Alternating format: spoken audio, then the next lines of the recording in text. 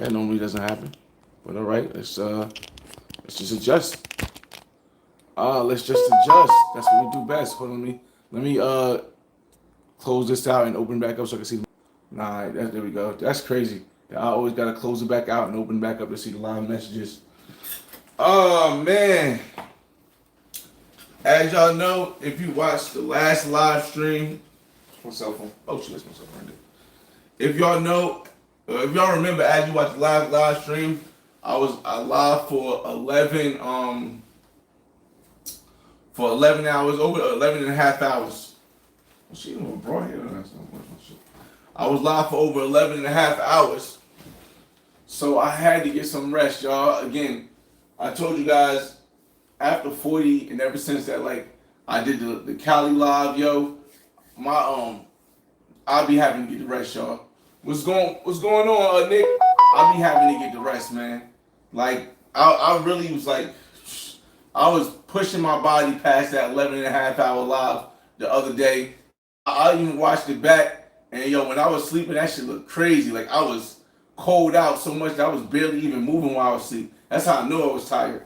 Like, normally if I'm not that tired, I'll like roll around and I move around in my sleep. But when I watched that live back, that 11 and a half hour live I just did, bro, I was gone, bro. Shout out to Show Enough in the building. What up? I was gone, bro. And then when we got on the plane yesterday, we got on the plane after that 11-hour live. So I only slept for like an hour on the plane. And then as soon as I got back here, I was hanging out with Chocolate and you know I really didn't get no sleep. We didn't get no sleep. So again, I had to catch up on sleep. I appreciate that, and I'm seeing it right. It's on the laptop too, checking out some checking effect. Yeah, I appreciate the Angel Garcia. Yeah, man. Like again, this has been a very productive trip, y'all. I know it's not the typical way I do it. Normally, what I do is I shoot live videos and I shoot I still film on my Osmo Pocket. But this trip I wanted to focus on the live. You know, with the Stream University coming out, they still haven't selected who they wanted to select yet. I just wanted to give them a reminder of why I am where I am, and that I've been doing it for so long. So we did a 6 hour. I was watching most of the streams that we did so far. We did a 6 hour live. We did a 2 hour live. We did a half an hour live. We did a let me see. I can actually look at my computer now, so I can tell you guys exactly. We've done. This is going to be. Hold on. Let's count because it was a lot. And remind you guys, I still have the other channel, the Flyboy Way Live. So we actually went live on that channel too. But we're right now, we're just going to count the lives we have done since we've been on this channel, on this trip. We've done, and we'll include this one too because we're doing a live now. We've done 1, 2, 3, 4, 5, 6, 7, 8, 9, 10, 11, 12, 13 lives. We've done 13 live videos. Somebody else came in the room, shout them out.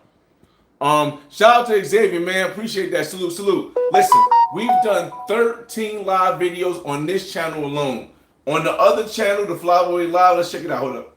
Let's check out the Flyboy Way Live channel. Hold on a second. The Flyboy Way Live. On the Flyboy Way Live channel, we've done, it appears to be 1, 2, 3 videos. So we've done 13 videos on the main channel and 3 videos on the live channel, on the IRL channel, the live channel. So altogether, we've done 16 videos on this trip. We've only been in Barranquilla since, we've only been in Colombia, since last Friday. So Friday, Saturday, Sunday, Monday, Tuesday, Wednesday, Thursday, Friday, Saturday, Sunday. 10-day trip. 16 videos. With the highest video being over 11 and a half hours. This is what I talk about when I say there's a difference between content creators who have been doing this for a long time and are always consistent than people who just do it for the clout, they just do it for the money, and people who are new to this game. And a lot of people say, "Oh, boy, you're only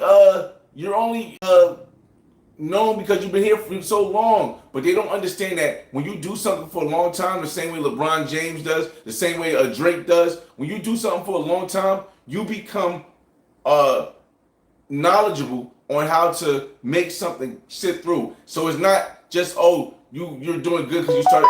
It's dog. It comes with experience.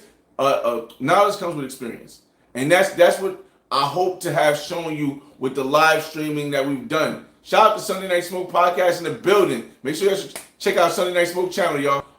That's what I've hoped to have shown you through these last live streams. We went to a totally new location. Yes, Flyboy has been in Colombia all this year. Yeah, that was the plan. The plan was to go to different places in Colombia throughout the year. Of course, we're still going back to Cali, and of course, we're going to be in where my second home is at, Barranquilla. So, but I wanted to go other places. So I took you to Bogota. I took you to Santa Marta. I've taken you to San Andrés. I've taken you to Minca, Colombia. We may or may not, depending on how my son is in his new school this year, maybe in December during New Year's, maybe we end the year in Colombia. Whether we end it in Barranquilla or whether we end it in Bucaramanga or whether we end it in Pereira, because Pereira and Bucaramanga are the two places left that I want to go. And I mean, I got. Hold on a second. Rappi's been here, y'all. We gotta get Rappy. Hold on a second. Y'all come with me now. Let me go. I got this. All right. Again, and even in all this time, I'm gonna take you guys with me because I made it so I can take you guys with me now.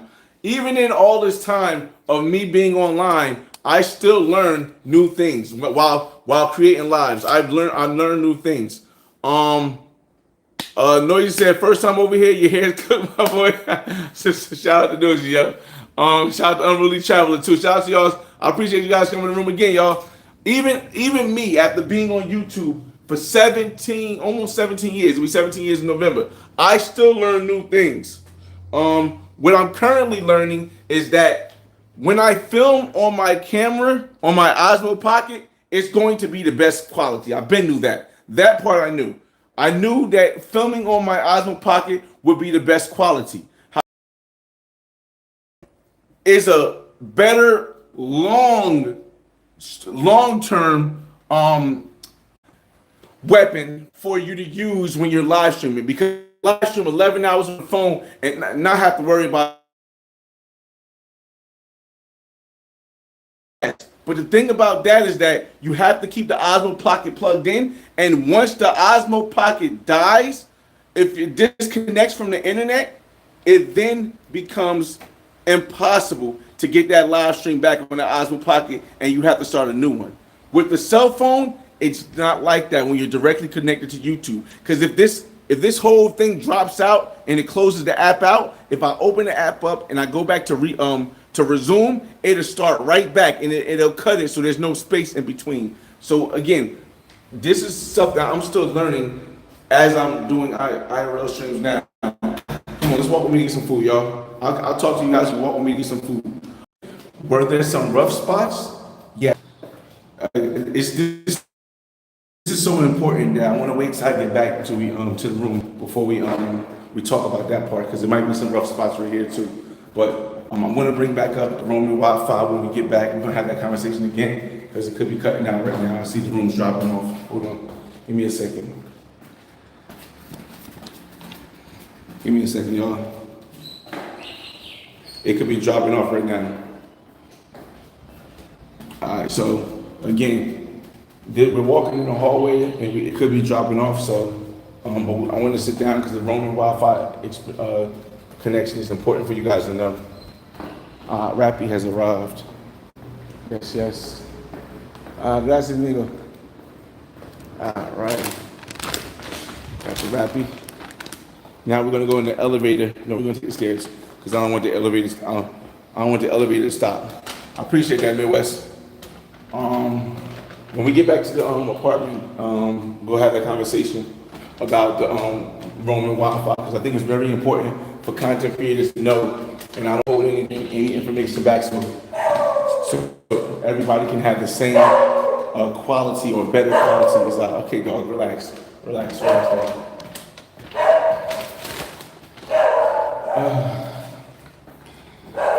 Yeah, the Rappi, y'all. Ooh, appreciate that, Corey. Shout out to J Cloud in the building. Make sure y'all check out J Cloud's videos and the channel.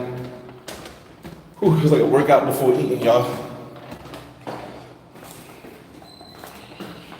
Workout before eating. So today, we don't have much planned. Just relaxing around the house, a late checkout. Because my flight is not till, I gotta be at the airport until 5. So we're probably not gonna leave here till like 4. Could I invite somebody over? Yeah, but I don't really know if I want to. Unless it's something new. All right, we back up, y'all. Whew.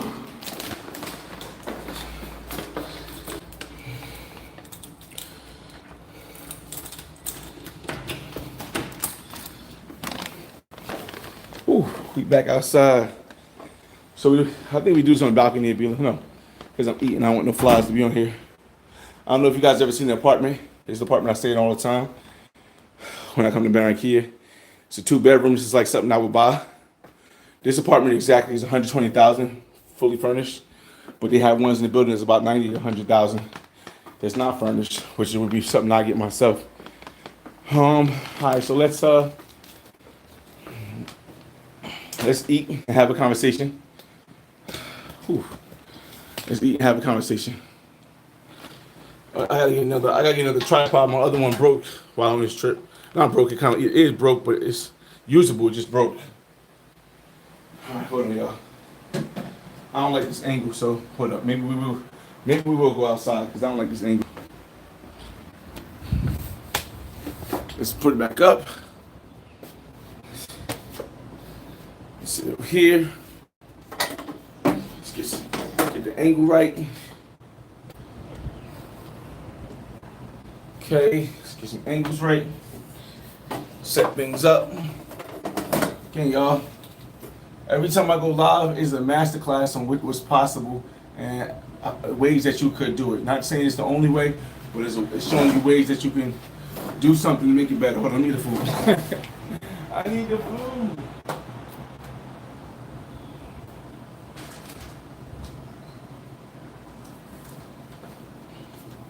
They be stingy on the tissue still, so I forgot to get paper towels. All right, y'all, here we go. We back. Let's see. We up and we out. All right, so check this out, y'all. Before we get into the meal, let me give you guys a breakdown again. Mosquitoes, whatever. Let's spray some mosquito stuff on me. Let me spray some mosquito stuff on me. I don't keep getting bit. Give me a second, y'all. We'll be right back.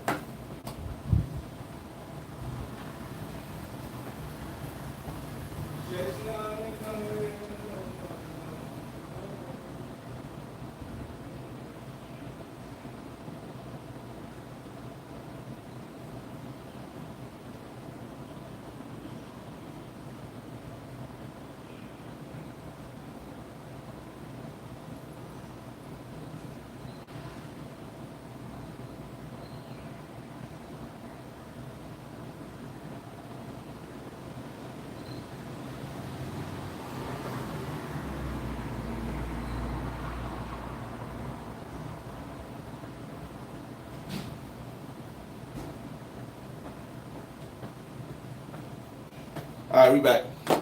We back, y'all. All right, y'all. So, all right, before we get into recapping everything, I want to see people some time to join in, get everything set up so we can sit for a while and come have a conversation. As a creator, there's some creators who don't want to give out, quote unquote, the sauce. They say, yo, you should never give game out for free. There's nothing wrong with that. There's nothing wrong with people who say that. But I remember when I was a kid, and there wasn't nobody that teach me that there was another way to do something. So I created my own way, the Flyboy way. Y'all know the story. So whenever I learn something, I try to share it with the world, whether it's telling you the pros, the pro life in different countries, whether it's telling you the GFE life in different countries, whether it's just showing you that you can possibly go other places and have different experiences than you have in your own states, whether or not it's your own state, your own country, or just your own side of the world. So in this case right now, what's really big right now is live streaming. Now I've been live streaming. My first live stream And you can always go back and check everything I say is confirmable. My first live stream was in 2017. This is before most people even had channels. And so I've learned a lot it's almost 10 years, between 2017 and 2026, I've learned a lot. And my most recent thing I learned is the roaming Wi-Fi. This router thing costs $150, right? Now, that's the price of the actual thing. They have a more expensive one where you can get SIM cards also, but honestly, I don't even think you need that, because this is what I use, and the clarity is A1. This right here allows you to get on internet almost anywhere in the world. There's only a few countries like Cuba where you're not able to do this. Now, the Starlink works everywhere. The difference between this and a Starlink, I got the Starlink too. I should probably bring it out. Hold on. Let me see. No. I ain't gonna go in the room and do all that just to show you I got it. I know I got it. The difference between this and the Starlink is that the Starlink has to stay stationary. It has to be in one place. Now, you can get the Starlink for your home, and that has to stay stationary in one place. But you can get the Starlink that I have, which is the mobile Starlink, which still has to be stationary, but you can move it from one house to another house, to apart, to outside, to inside, anywhere where you can get anywhere where you have a AC outlet where you can plug in and you can plug up the Starlink, you can have internet anywhere in the world, and that's Cuba included, except for Cuba has a ban on it because it's direct internet access they don't want you to have. So Cuba has a ban on Starlink, so you can't even take it. They'll take your Starlink. They may not even give it back. They may take it. They might not just hold it like a drone. Like, you can't take drones to Cuba, but they'll give it back and then make you pay daily. The Starlink, they may not give back. So this right here for IRL streaming is a far better choice. Now, if you're going to be sitting stationary in one place, Starlink is a far better choice because of cost. Now, when I say cost, this is what I mean. This right here, I'm on my fan. Where's the fan?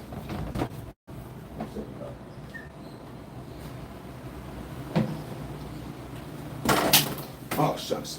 This right here itself, the roaming Wi-Fi, the box costs $150, but you have to pay for a service to get the internet wherever location you're at. Now, the internet service is $50 for 10 gigabytes. Now, listen here, 10 gigabytes. $50 for 10 gigabytes. Or you can get less, but $50 for 10 gigabytes is the basis. If I'm using my cell phone, 10 gigabytes will last me like 4 days, 3 to 4 days streaming. Unless you do an 11-hour stream, then it may last 2 days. But even at streaming 11 hours, no, it might last more than 2 days. It might last 3 days, because I'm still on the streaming from when I streamed 11 hours the other time, and I'm only at 4.8 gigs out of 10. I'm on 4.8 gigs out of 10, and I streamed for 11 hours the other day, and then 6 hours the day before. So this is IRL exactly. We're gonna get to that, Nick. We're gonna get to all that stuff when we do the recap. I just want to give people an interest to this right here, because this is important, because this is what allowed me to do all the filming I did here, and which allows me to do all the filming when I go places that you see clear. But if you use your Osmo Pocket, because the Osmo Pocket is more of a professional camera, it has more of a quality that's superbly clean, it's going to take more gigabytes. So 10 gigs may only last you 6 hours. Let's not say days. You can use it, but you can get this from Amazon. I got this from Amazon. Hit me up on Instagram. I'll send you a link. The Osmo Pocket 3 only lasts like 6 hours before you run through 10 gigabytes. So for every 6 hours, that's $50. Now, if you're somewhere like a streaming university, Osmo Pocket is the way to go. If you're somewhere where you're going to be for a short period of time and you don't mind spending a lot of money, Osmo Pocket is going to be the way to go to live stream. I know you're going to still have to carry your phone to see the comments like now, and you have to carry your phone separate, but that quality, the thing with the Osmo Pocket, what makes it best for that particular predicament, is that not only are you recording a live stream, but at the same time, you can record an actual video on demand. So you can be recording live and recording the video. When I'm on my camera, on my cell phone, I'm not able to do both to be with a clear screen. Even if I screen record, it still shows the live thing that you see right here. It still shows this up when I screen record. You might even see the top fans thing right here. Or you might even see how many people are on the, like 70 people in the chat right now, or 13 likes, which y'all can get up by liking the video more. You might see all of that, and that makes it more difficult to be quality reused content. It makes it more difficult to be the clipping content that you see from like the clippers. But so what you might want to do, if depending on the situation you're in, like a situation like this you can flip between both IRL, your drone, your Osmo Pocket. If you got the money, you can flip between your Osmo Pocket and your phone. But if you're in a situation like Streaming University, or you're in a situation like where it's you and a bunch of other creators, you definitely want the Osmo Pocket 3 or 4. I have to get the 4. If I do get chosen for Streaming University, I will have to get the 4 because the 3 is not going to be enough. But the only way to get the 4, being an Osmo Pocket 4, being a United States citizen, means I have to fly to another country where I can get it. So most likely, I'm going to fly to Canada. I'm going to fly to Canada if I get into Streaming University, or even if I don't, it may be in the future. I'll have to fly to Canada to get the Osmo Pocket, because that's the closest country to me where I'm at in New Jersey. That doesn't cost me much. It probably costs me $200, $300 round trip to Toronto and back, and I can buy the Osmo Pocket, DJ Osmo Pocket 4, and release back. But the issue is that you can't buy it in the United States. So I could do it in Colombia. I can find it in Colombia. It's just that coming back to Colombia is going to be more expensive than going just to Canada and getting it real quick for the day. So again, that's that. Now that we talked about that, with the Osmo Pocket and showing you what live and how the lives work and how to use the money. Usually this trip I spent probably like $150. No, I spent $150 on this right here, and then $50 for the Starlink for the month. So that's just me giving you guys things. Now we can do the recap, y'all. Let's see. Live, he said, living your purpose says, I with you, bro, but this is unacceptable. What's unacceptable? And Bray said, cut the hair. King Porter, what up? Smoke know what I mean. We gotta move smart, brothers. JMK, what up? Happy for you. I appreciate that, Brad. Let me see. I clipped the video, thought he was trolling on the thumbnail. Let's see. Douglas, what up, man? It's been like that, and that's why he used to wear his hats all the time. No, I mean, I got a big forehead. Pause. My hairline is back too, but I got a big forehead. That's mostly the reason why. I'm just trying to get to everybody's comments. Nick, he said, I would rather not him answer those questions due to the agents like Robert D. Police watching these channels. I don't know who Robert D. Police is. The chat knows what I mean. Let me see. Lycan says, why are you focusing on another man's hairline? Kind of sus. They have the unlimited gas. Starlink does have the unlimited plan, Unruly, but the unlimited plan is almost $200 a month. I can't see that making any sense, and I can't IRL. I can't walk around. The word of smoke. I can't IRL that far past with the Starlink. Versus this, I can walk anywhere. Y'all see me? I drove around the whole island in San Andrés with a joint, dancing and stuff. With this right here, and while there were some parts that weren't as clear, it didn't cut out. Let me see. He said, "Damn, bro, when your roof going like that?" And again, let me show you. All right, here we go. Now we're gonna start the recap. All right, y'all. So I know normally I wait till I get home to do a recap, but I had some time today because I'm not gonna leave. I didn't plan on leaving the house and doing anything. I'm leaving the apartment and doing anything today. We got a brown for 2 years, so we got some time today to do the recap, y'all. I wanted to make sure I got to everybody's questions and we did that intro so that it can help people in the future.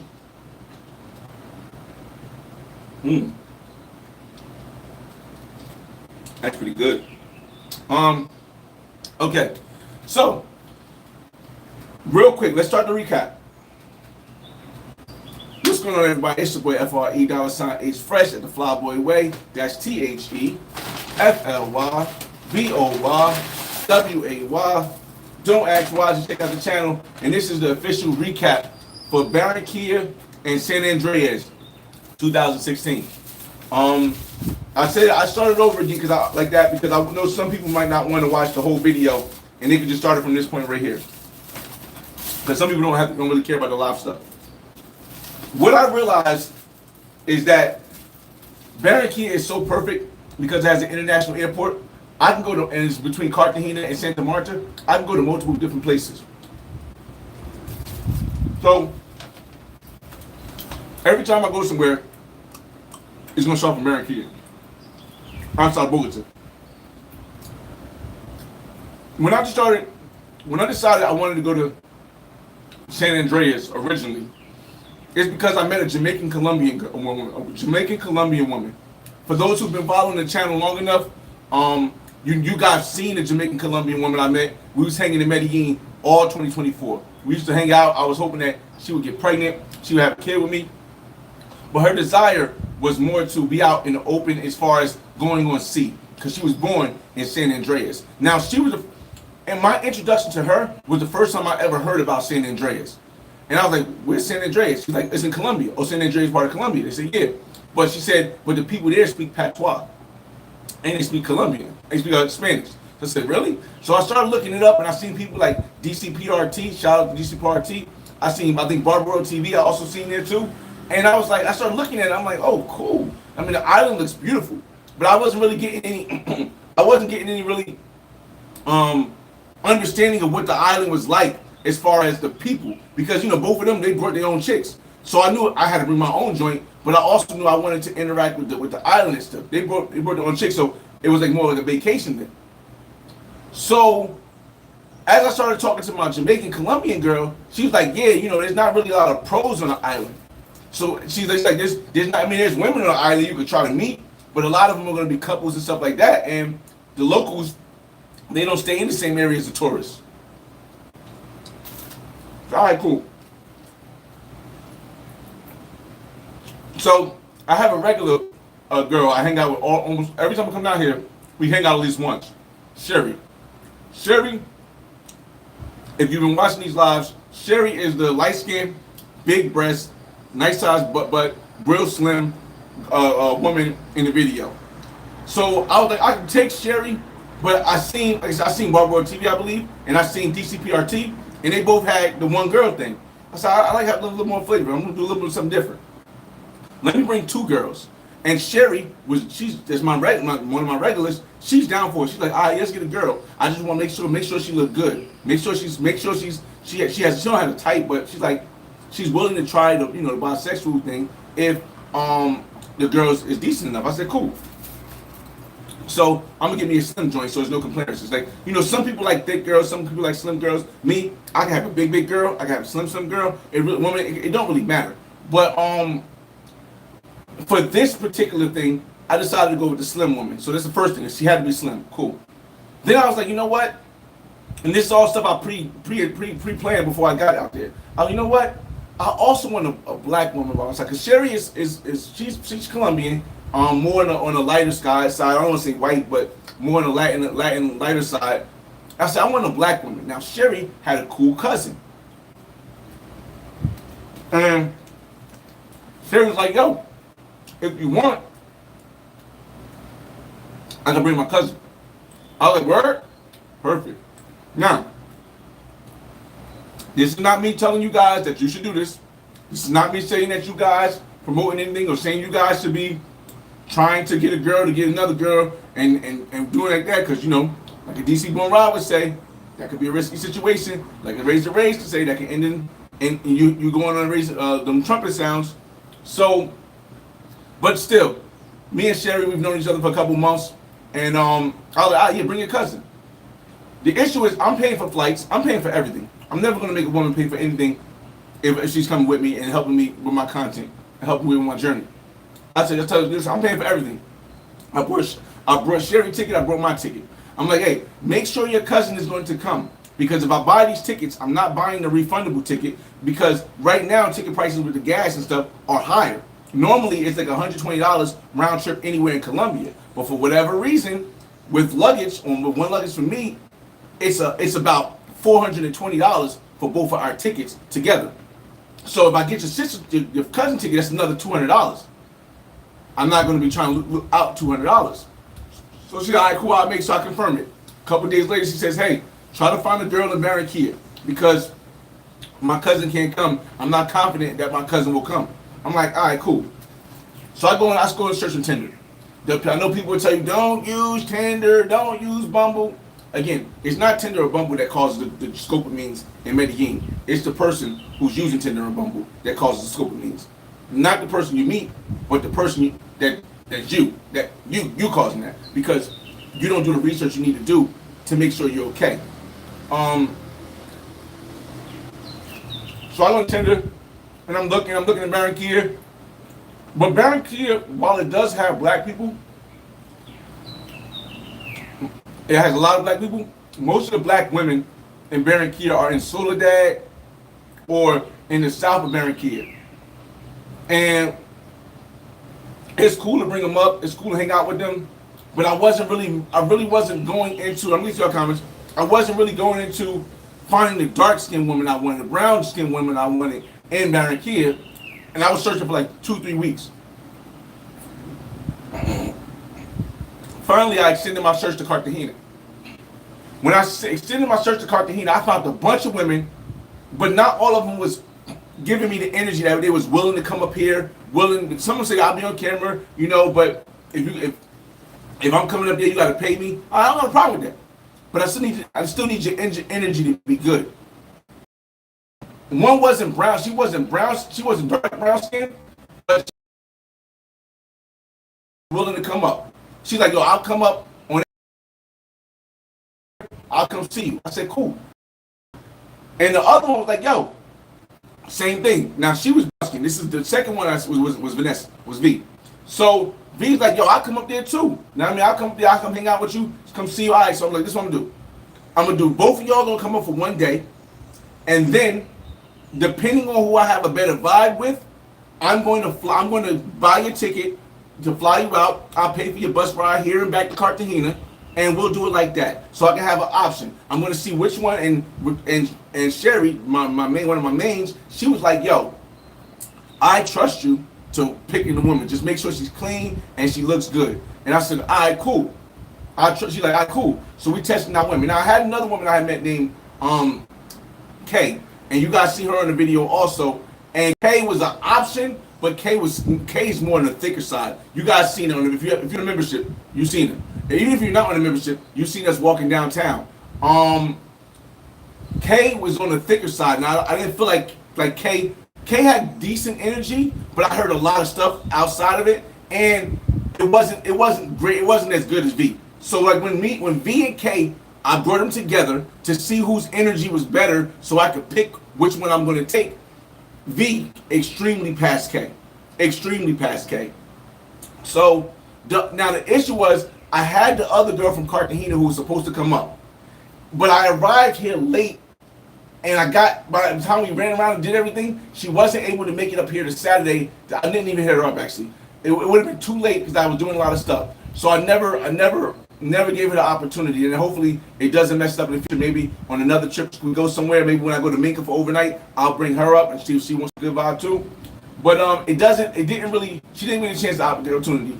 So it was basically between K and V, the girls you see me at the shopping with. So I took the girls I took shopping. So V immediately won that. So now it's during the week. Now normally she's supposed to V was supposed to go back to Cartagena, and right the day before the flight, V was supposed to come back here. That was the plan, remember. That was the original plan. However, shout out to the homie OG Mike. She came up here prepared to stay about 3-4 days. Just in case. But OG Mike G, Mike DTV, if you don't know him, check out his channel. You see him with me in videos in Cali from the Goodfellas with Smoke and Backpack Val and everybody from the Goodfellas. And Reese Wells, welcome back. As small of a world it is, OG Mike DTV is seriously dating the sister of V. I did not know this. They're in a serious relationship. OG Mike D is in a serious relationship with the sister of V. So V calls back and say, hey, ask her sister, hey, I'm with this guy. And by this time, Mike has seen, OG Mike has seen me with the girl on TV. I'm on Instagram, YouTube, and he's commenting like, yeah. And he's going back and forth. He's like, yo, OG Mike talks to the sister and convinces the sister to watch the kids for 5 days. No, Saturday, Sunday, Monday, Tuesday, Wednesday, Thursday, Friday, Saturday, 7 days. OG Mike convinces the sister to watch her kids. Now, V has 5 kids. One of them lives in the United States. The other 4 live with her. OG might convince her, V's sister, to watch 4 kids for 7 days while she just stayed up here, so she didn't have to go back and I didn't have to pay for a ride there and a ride back. Shout out to OG Mike again. So during that time, we met up with the homie Apollo. I don't know what they're. The homie Apollo, who you guys seen on my videos. He used to be an assistant principal or a principal in the international school in Barranquilla. But I think he lives in Taiwan right now, teaching in the same aspect. He was here for a couple more days. I was like, yo, let's link up, let's hang out. Cool, brother. We went to an escape room. She played along with the escape room. She helped out. You can see she mentally is a little smart, so she knows how things work with the escape room and stuff. That was cool, great experience, and she looked amazing.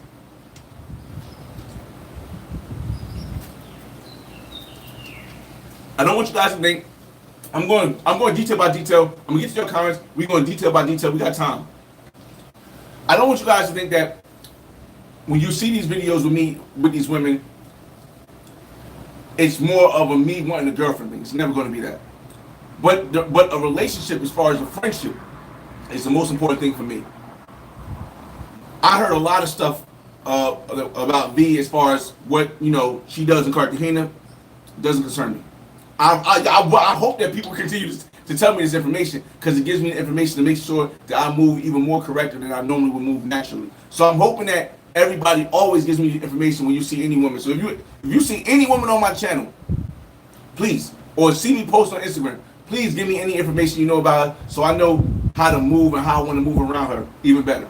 That's the unity of us. And if you ask me the same thing, I'm not going to tell you in detail about stuff, but I'll definitely tell you, yo, that might be a cool girl to hang out with. I wouldn't really hang out with her again. I'm not saying you should. I'm just saying I wouldn't really hang out with her again. You know what I mean? So it's different.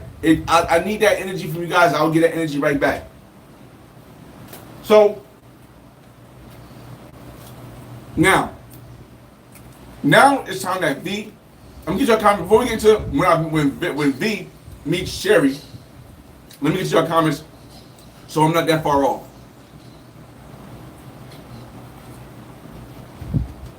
And then we're gonna start with when V meets Sherry at the airport, because I'll give you the comment of how we were supposed to meet versus how they actually met.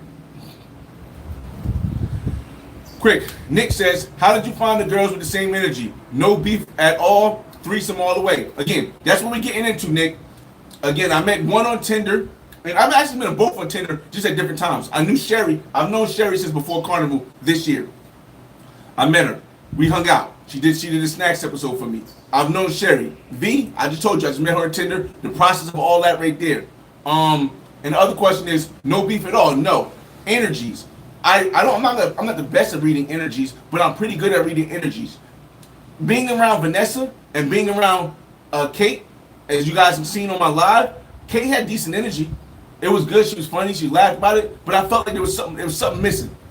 It was something I didn't feel. I didn't understand. V, it was like I understand her energy. She has extremely good energy, and she's willing to play a role. The only thing about V is she gets emotionally attached, and she told me herself. She said, when I get crazy about, when I like something, I get all in. I go all in for it. That could be an issue in the future, but right now we good. Let me see. Let me get the rest of your comments. Let me get some more of your comments real quick. It's been like you said. All right, let's see.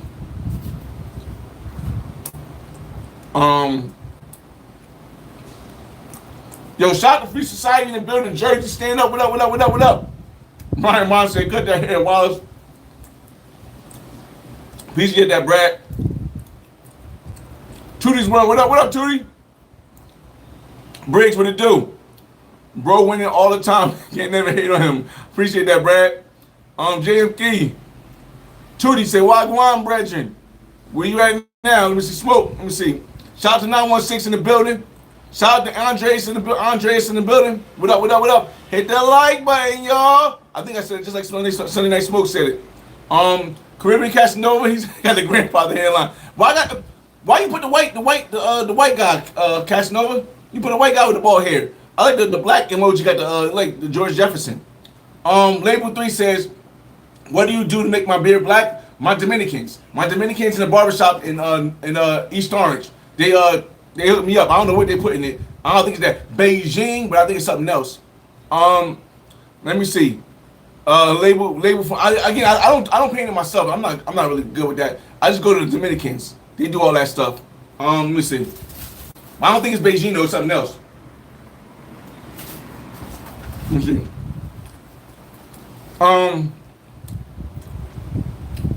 No, not. Come on, man. Brad. I don't know if you're new yet. New here. I don't know if you're new here yet, Brad. Brad said, bro, don't care if they're real sisters. I literally have had a threesome with twins in Mexico. Twin Venezuelan women. And if you've seen, I posted them on shorts, but I haven't I posted them on shorts, and I told a story time about it on long form. Y'all like finishing the do-rag. This is what happens. Caribbean Johnny, what up? He said, Flopwood, don't listen. Sunday Night Smoke, yeah, your only sensitive cause is suffering that. That's crazy. King Porter says, I don't blame do-rags, it's all genetics. People don't understand it. Like, yeah. Sometimes you take part in it, though. With hats and stuff like that. Sonny said he been bald for 10 years. Like it says, y'all focus on the wrong thing.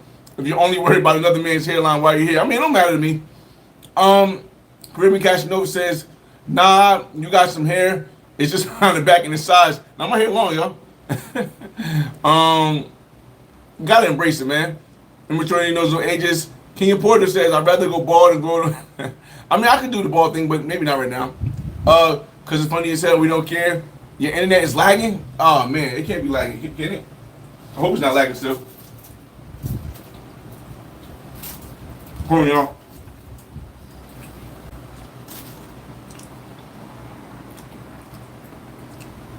Five-boy braids cost $150. Now, they don't give me no discount, and I still got to pay the African price. I can't believe Flyboy these days. He might have brought them braids. All right, let me get back to the story so you don't forget. Mr. Griffin. He says, gotta go bald. And is he off a Zanny label? No. I'm just happy with energy off of life. All right, so we're gonna stop right there. We're gonna keep going to the next story. Go back to the story. All right, so now is the time that matters most. Sherry and Sherry and Nessa are now going to meet for the first time. And it's always a risk. For you guys that don't know, there's always a big risk. And this is why it's I don't blame other people for not doing it. Because a lot of people try to get best friends because it's easier for best friends. But when you're trying to bring two separate women together that have never met each other, they're from two different cities and they're from two different ethnicities, anything bad can happen. But my main joint, Sherry, has already been tuned into the lifestyle that I live and that I come with. And she's willing to adjust to whatever she needs to adjust to. So Sherry is supposed to be here the night before we leave to the airport, which would have been Wednesday night, because we're supposed to go to San Andrés Thursday, Friday, and Saturday.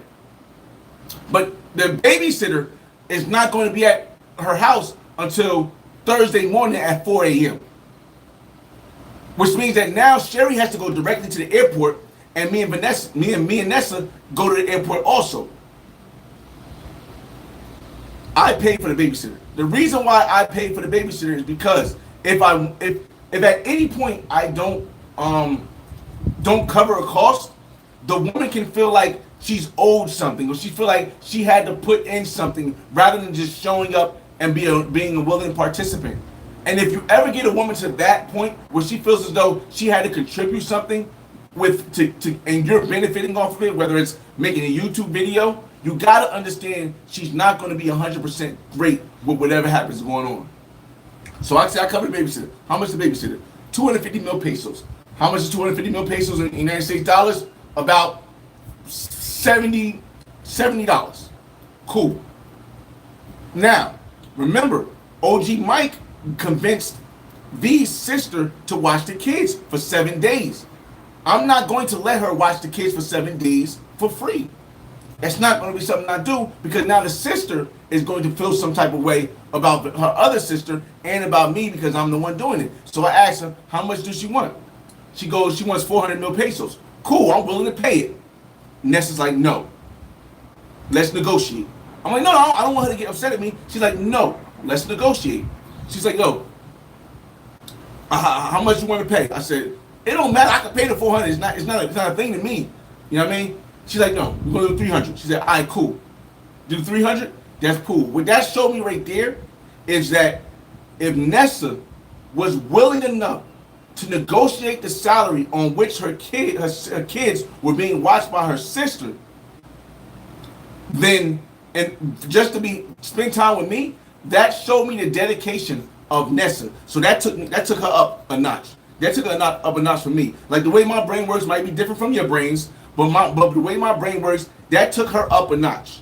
So I said, all right, that's super crazy, but I'm with it. Cool. Her sister said, fine, 300 is great. Cool. 300 mil pesos is less than $100. It's like $80 or something like that, if I can recall. $80 or $90, something like that. So now, my driver, I have a driver. And here's one thing I do recommend. I always take caution. My driver takes me whenever I go somewhere, anywhere locally. Cartagena, Santa Marta, Minca, San Andrés, to the airport. My driver is a retired military in Barranquilla. I've known him since 2019. Since the first time I came to Barranquilla, my driver, Vlad, and I allow other people, I tell other people about him, because he has a bunch of lists of other military drivers that drive you around the areas. When we went to Palenque with him, he had the piece on him. He had that thing on him when we went to Palenque, because if you don't know, from Barranquilla, Palenque is like a 5-hour drive. We did a 2-hour stop in Cartagena. We did 2 hours in Cartagena. We stopped in Cartagena, and then we went to Palenque. He had that thing on him just in case. So again, that gives me an extra layer of protection when I go places. When I'm going locally in Barranquilla, I just take an Uber. So my driver picks me and Vanessa up. We go to the airport, and Sherry's there. We meet Sherry. Vanessa and Sherry, at first they was cool. They introduce each other. That's cool. The way I get the women to be cool with each other that don't know each other, and this might not work for everybody. Oh, just lag. This might not work for everybody, but this is how it works for me. I separate myself from the two women. Meaning I do my own little thing. I put my headphones on, and what that does, it disallows those women to sit there because they're both comfortable with me. It disallows them to want to one-on-one communicate with me, which prevents them from getting jealous of the other person, and it forces them to talk to each other. The more they talk to each other and you hear them giggling and they're laughing, the more they're getting comfortable with each other. Yes, you can force a threesome if you want to pay. Hey, I'm going to pay you this, you're going to have a threesome with me. But it's not going to be a quality threesome if I'm forcing a woman. I have to allow them to get comfortable with each other. So during the airport thing, even though I speak Spanish, when I'm dealing with stuff, sometimes I just don't want to deal with it. I'll say, hey, you talk to her about this. So my main Sherry, she went up to the lady, yada yada yada. They said this much. I said, all right, boom. And then other girl went up, the V went up to her, this much, boom, all right, boom, cool. So the whole time when in the airport, they're sitting there talking. I let them walk ahead of me. You'll see it on video. All the stuff I'm talking about, most of it is on video, so you can see it. You can see the breakdown. It's the behind the scenes recap breakdown. You see them walking together, talking. Now they're getting a vibe. Now it's time to shoot a video. So now I did a video from, if you see on my Instagram, and it's on my YouTube Shorts. I gotta post the other one today too. It's on my YouTube Shorts also. You see the Instagram, like, yo, what's going on, y'all? We're in San Andrés Airport. We had to do, I had to take a picture of my passport because I'm from the United States. We had to go on a separate line because San Andrés has a totally separate line than the actual TSA of the airport. It's a whole different thing. You got to fill out. You got to get a visitor's to get to San Andrés. You got to buy a visitor's pass, which is an extra $45 basically for each person. You got to buy a visitor's pass to get on the island. If you're going as a foreign tourist, like if I go to Bogota, I can use my driver's license, my New Jersey driver's license, and I can go to Bogota from any other way in Colombia. But when you're going to San Andrés, you need your passport. Your ID will not work. You need your passport. But the citizens, they can just the citizens can just use their the citizens can just use their cedula. So you got to make sure the girls got their cedula. But even Colombian citizens have to get a visitor's pass of $45. So I pay $40, $45 for me, $45 for Vanessa, $45 for Sherry. Cool. Get inside. I gotta get some snacks or something because we sitting there. You ask them for some food. Get them some food. That's cool. Then we get to the island. When we get to the island, we have to separate. Here's the thing. Probably didn't have to separate, but we did separate. This is why, and this is my opinion, y'all. This doesn't. Other people can say different. I am a man, black man from the United States. Doesn't matter black for me. Let's take out black for now. I'm a man from the United States. I was going to an island with 2 joints in this era where Medellin is doing a lot of stuff that could be kind of considered funny. And it's really only in Medellin, that's my opinion. But it's really only in Medellin, and I think it's a political thing. However, I still want to take precaution. So I'm arriving in San Andrés with 2 joints, a black one and hypothetically a white one. And it's me. If I walk up to the podium and it's all 3 of us, we immediately get questioned. But what I did was I allowed the 2 of them who have been talking for a while, now since we had those time, to walk up to the podium together. And I walked up to another podium. So it doesn't look like it was together. And as easy as it was to go into Bogota, it's as easy as it was to come into us going to San Andrés. Where are you staying? Here's the Airbnb I'm staying at.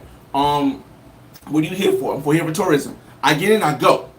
I look back, they're coming. All right, cool. But in between them and me is migration. In between them and me is migration. Again, you got TSA of San Andrés, just high security, but just say TSA of San Andrés. Then you got migration, then you got me. I walk past migration, they don't even flinch at me. They're having a whole conversation. They don't even flinch at me. Migration to San Andrés.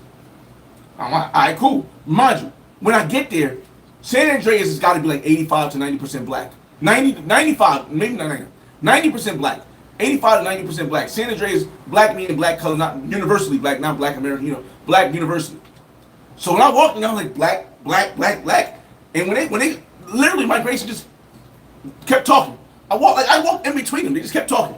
All right, cool. I get to the other side. I turn back. Now they stopped the girls. I'm like, oh shit, what just happened? They stopped Sherry and Vanessa, who were walking together. They didn't bother Vanessa. They questioned Sherry. Vanessa is black. So they didn't, I don't know, maybe they didn't have a thing. They questioned Sherry. I don't know what they said. I didn't want to make it seem like we was together, so I walked a little bit more up and I sat by the turnbelt where the luggage comes from. Because I didn't want to seem like I was waiting for them looking close, and the migration looked back like, wait a minute, is he with y'all? So I sat by the turnbelt, I just sat there. And they was talking for a good 5 minutes. And then finally they let him go. And when they let him go, I started walking up. I didn't just go run to them. I kept walking up, and they walked behind me. And then we got inside. Most of this is on camera. I think I like shorts of it. Most of it is on shorts. So we get outside, we got the vehicle. Now, one thing I didn't tell you, shout out to DCPRT again. DCPRT, and check out his channel.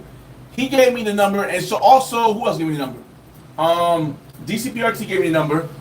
My driver gave me the number, and it was somebody, I think Barbara TV, I think, gave me the number to someone I can rent cars from.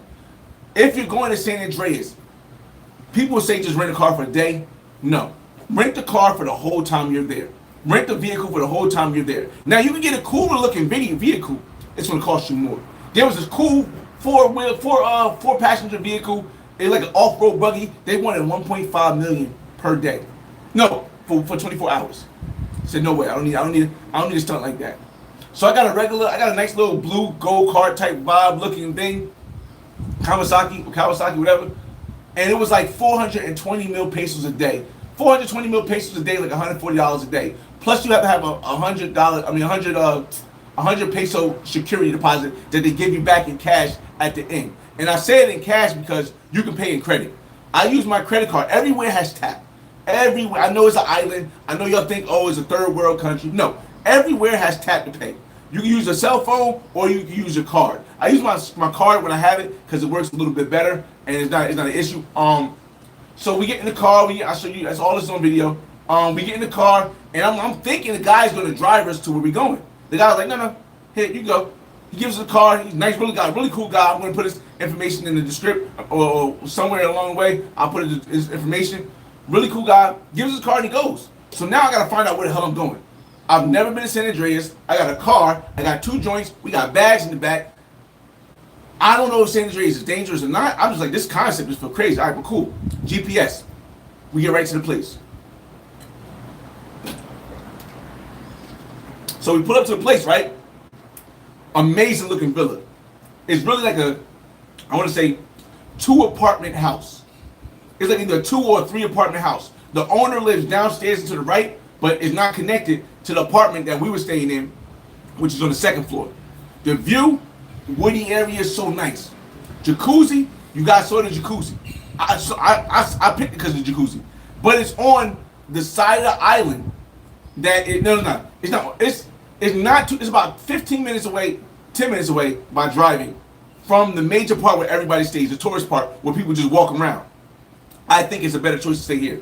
There's parking outside. Well, there's street parking outside, and it's on a dead end. It's on a dead end street. But the main street that is off of, in other words, there's one street that goes around the whole island. One street, one road, one highway, whatever you want to call it, that goes around the whole island. And this is off of that highway to a dead end street. Amazing place to stay.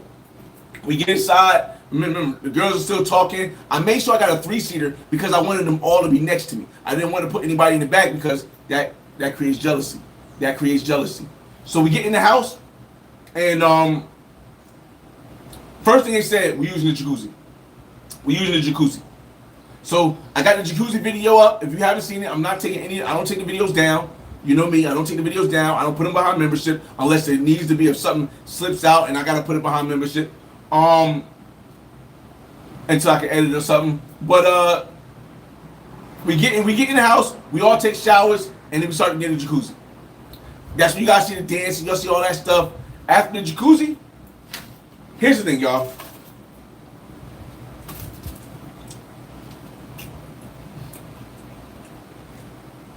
It's not for promotion. This is my experience. A lot of people want to have, I don't say sex. A lot of people want to have intimacy at the end of the night. I understand why. You're drunk, you're playing, you're in that mood, you go to the bar, you want to have intimacy at the end of the night. At the end of the night when you're drinking, or even if you're not drinking, you usually are tired. So you're not going to be at your best performance. The time that you're going to be at your best performance is early afternoon when your body's fully awake, you got the energy, you're happy to be somewhere. So during the live, V mentions, yo, let's go, you know what I mean? But I knew I needed the content. So I said, all right, let me go film a little bit with my Osmo so I get clearer quality than the live stream, and then we can go. Cool. So we end the live. We end the live stream, right? We end the live stream. This is why I had to end the live stream because I was gonna go live all day. But this is why I had to end the live stream. Well, I go in there and V is in the bathtub. So I didn't go to listen. I didn't go to V first. The reason why I didn't go to V first, even though she's the one that say, yo, is because there is an order of operations. My opinion, this might be different for y'all. There's an order of operation when it comes down to laying the pipe on the women when you're trying to do a threesome. You can never listen to, if you ain't listened to nothing else, if you ain't heard nothing else I said on this live, take this gem right here I'm about to tell y'all right now. I've had multiple threesomes in my life. In the States, in the United States, and out the United States. The one thing I realized when it comes to organizing a threesome, when you get down to it, never pick or go in or bring out or start up the threesome with the girl that you just added to the group. Always go with the girl that you've known the longest. So while V was the one that wanted to initiate the three banger, right? Well, we all did, but you know, I took Sherry first in the room. while V stayed in the pool, in the jacuzzi. And me and Sherry started doing. I'm box, I'm tearing up the box. You know what I mean? And then I go and I say, hey, I tell Sherry, stay right here, and I go bring V. I'm like, V, come in. So I go back and I'm tearing up the box, bang, bang, bang, bang, tearing up the box. So V comes in. So I start kissing V, boom, boom, boom, boom. Then I had them kiss, boom, boom, boom, boom. Then V started going down to her, boom, boom, boom, boom. And I'm underneath bunching V, boom, boom, boom, boom. And then they switch. And then, now here's the thing. While I don't know how to say this. I know I take my prep pills. Prep doesn't protect you from everything. So I'm not saying that this is what you guys should do at any means.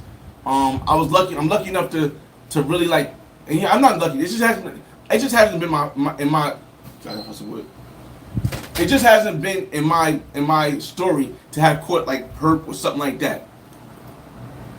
But separately, Sherry and V, I've already raw McGraw both separately, but they don't know each other.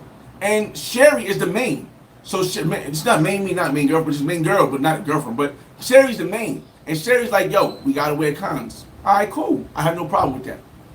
V, I tell V, hey V, Sherry says we gotta wear a condom. She's like, I understand. Even though I've raw McGraw both already separately, like she's like, we gotta wear a condom. I'm like, cool, boom. So I start off again. You never want to go inside the new one first, not in front of the old, not in front of the main. So I'm like, listen, Jerry. Before I go into her, we not gonna use condom. We not gonna use condom. I'll use condom once I go into her. I have no problem with that. But we ain't gonna use condoms at first. So I start like she eating share, and I'm bonging it now. I mean, no, Cher's eating V, and I'm bonging it. They kissing, she eating, they kissing, bonging it. V, neither one of them can take. I'm not saying I'm the largest. I'm not saying I'm the widest, pause. But I'm significantly blessed, and both of them was having a hard time. But I know Sherry's always had a hard time with taking D. She also has a cesarean, so that could be an issue too, because she had a kid and she also has a cesarean, and I don't know if there's something wrong, a C-section, if you guys, I don't know if there's something wrong, but like, I gotta take it a little bit easier on Sherry. So I'm bonging it. Finally, I see Sherry starting like, and I got switch. So Sherry go down, V start eating Sherry. I slip the condom on, bang. It was a great session. I don't want to go too more in details. It was a great session. It lasted about 40 minutes, maybe. It was a lot of foreplay. So I'm not gonna act like I was out there bonging it for 40 minutes. Come on, let's be realistic here, fellas. I mean, maybe you guys take that blue chew. I'm all natural with it. But I'm not gonna act like I was bonging it for 40 minutes. But it was like a 40-something minute session. But it was amazing. And they both fell asleep afterwards. Well, not fell asleep. They just laid in bed afterwards because the air conditioner was on too. So it was just a vibe. I got up, took a shower, took a piss first, took a shower, and then I started playing out the rest of the day. So that was the first 3 bangers. The next one I don't really have to go into details as much. I just wanted you guys to know exactly how it went. Just the first 9 months. This is right after the jacuzzi scene, so you can kind of time the lives with how the times of us having fun went and all that stuff. Because remember, I was live a lot of the times. So everybody gets dressed and like, all right, let's go get something to eat. Now we wanted to go to this restaurant. Let me get your comment.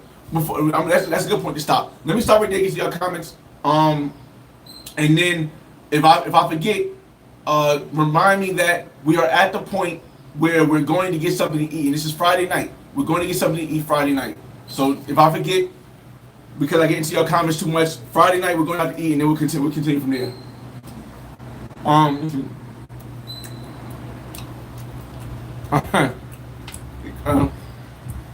I think for you guys know, we're the only one that raised their hand. But oh man, he said, "Why is he going off?"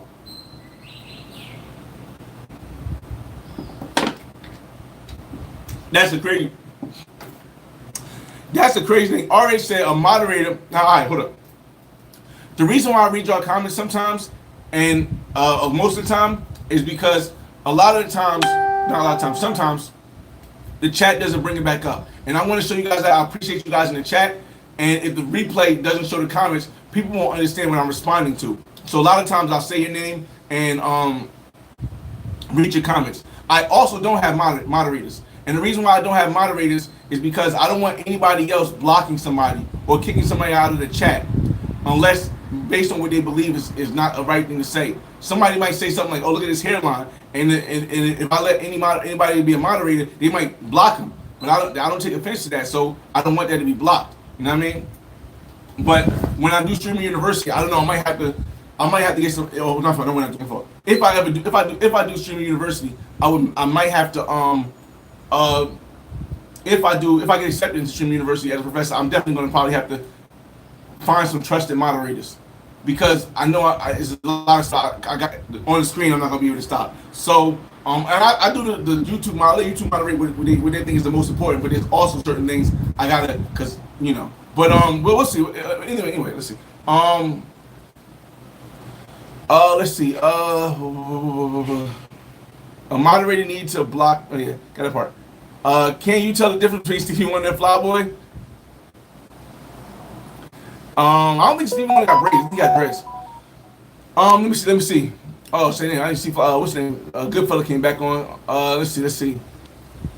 Come on. Let's see. Miss Griffin. Now I got that part. Yeah, that slot now. That was definitely good look from OG Mike. That's why I keep shouting him out. Make sure you check out OG Mike DTV, y'all. On his channel on YouTube. How old is V? V is 26. V is 26. She has 4, because she has 5 kids. And Sherry she just turned 20. And she has 1. Let's see. Exactly, Sunday Night Smoke. Exactly. Smoked out. What up? He said, make sure you put that woman first. It's crazy. Why didn't any of the good fellas tell Flyboy he looks 60 with his hairline? Damn, you passed my bro. It's diabolical. It's crazy. Let me see. I can't stop laughing. I'm hoping y'all snitch on my chicas so that I can yell at her and tell her she's breaking my heart. You're breaking my heart. You're breaking my heart. What movie was that? That was the movie. Hold up. I don't think Casanova is that old that he knows that movie. So maybe he's just saying that because I don't think he knows that. Oh, you're breaking my heart, sweetheart. You're breaking my heart, sweetheart. Let me see. Miss Utah Flyboy, what happened to the thick chick and the yellow dress? I think you're talking about Kay, right? If you're talking about Kay, she's still around, but Kay has a, how do I say this? Kay has some bad reputation behind her. Me, I never really mix. I always take heed when people tell me stuff, but I don't always follow what another person does just because that happened to you. But I always take heed. There's never a point where I don't take heed when somebody, especially somebody I know that's trustworthy or somebody I met in person. And 3 of the people that told me I've met in person. She wanted to come back over when we came back yesterday. We came back late though. Me and V was just chilling for the day, so I had to get some sleep. I wasn't really trying to get Kay to come over. I could have got Kay to come over this morning, but the issue with it is that because of her reputation of what I've heard from people who I can believe that what they're saying 100%, I think that's the last time you're going to see Kay on the channel. I think that's the last time you're going to see Kay on the channel. But again, I had an amazing experience with Kay. You'll never hear me say anything bad about Kay. She was very helpful. I just told her, thank you for, I probably won't ever tell her that I heard something about her. I just, thank you for your time. I appreciate it. But from then, it's just, yeah, her reputation is too bad. That's another reason why, if you guys seen when I was in Cali, and I slept with the Scope Queen, the girl that had allegedly scoped a bunch of people. Like, it didn't bother me because I found out and knew that she was a Scope Queen in the middle of our date, and I still continued to date. And after that, I still continued to hit. And then she chose to leave her own self. I didn't send her home. So again, I treat people how they treat me, but I take heed to what everyone else says. I take a lot of heed to what everyone else says when it comes to the character of a woman or her reputation, especially overseas. He said white emoji so you can see the detail. I'm gonna have that part back. And he said the white emoji so you can see the details better, man. That's crazy. Let's see. What happened to the Venezuelan chick in Bogota? All right, real quick. This is off brand. Venezuelan chick, super stunning. I had helped her out with a couple of things. Like I think I might have sent like $100 once, maybe $80 another time. And I think she got mad because she stunning on the day she was supposed to come see me. She stunning on the second day, and by the third day, I had a chick already with me. I was like, "Hey, you can't come with me. I'll see you later if you want." And after that, she started acting kind of poo shiesty, and I was like, "You know what? I'm cool with her." So that's what happened to the Vinny Vici. Did you pay for child care for the dark John? Breach. I just told. I said earlier. I gave her sister. I PayPal'd her sister $90 to watch her 4 kids for 7 days. And shout out to OG Mike again for talking her into watching the 4 kids for 7 days. Mind you, the kids are off school, so they home. They're not even at school. They home. He said, "I'm losing my hairline. I'm just shaving it now." That's crazy, Sly. Bro, you talk about you can't do that ball look right now. Life teach. I'm not saying I can't do it. I just I don't feel like doing it right now. Let's see. Sly Nell mixed on is off early though. So no, I heard there's a bad side effects. I don't know. Just Class says Flyboy low key spinning facts on how to introduce two unknowns with each other. Again, I don't want people to think that I'm giving you guys. Make sure to check out J Class channel again. I don't want you guys to think that I'm giving you guys the law to how things work. I'm just telling you, as a person who's been having multiple threesomes, I've even had a foursome on camera. I have a foursome on camera, and I've had a fivesome in the States. So, like in the States, I've had a fivesome, and I've had a foursome on camera in Costa Rica. I'm telling you my experience. Shout out to A-Top Parker. What up? Cops with that hairline a mile away. That's crazy. Only Medellin tripping. I just left Bogota last month. Hey, Kenya, listen, I'm with you, Kenyatta. Kenya Porter, I'm with you. Listen, but again, I try to let people know, hey, it is a thing. And something that occurs in Medellin can lead you to be getting in trouble in Bogota. It can lead you to be getting in trouble in Barranquilla. So the last time I was in Medellin was 2024. Do I plan to go back? Hell yeah. Right now? Nah, I'm cool with it. It's my second home, Barranquilla. I love being around a more diverse group of people. I feel like Barranquilla, in my opinion, I feel like the people in Barranquilla are less money orientated and more family and friend orientated. Is my opinion. Let's see. Dante, what up? He said, "I love you, bro, but that cut makes it look like George Jefferson."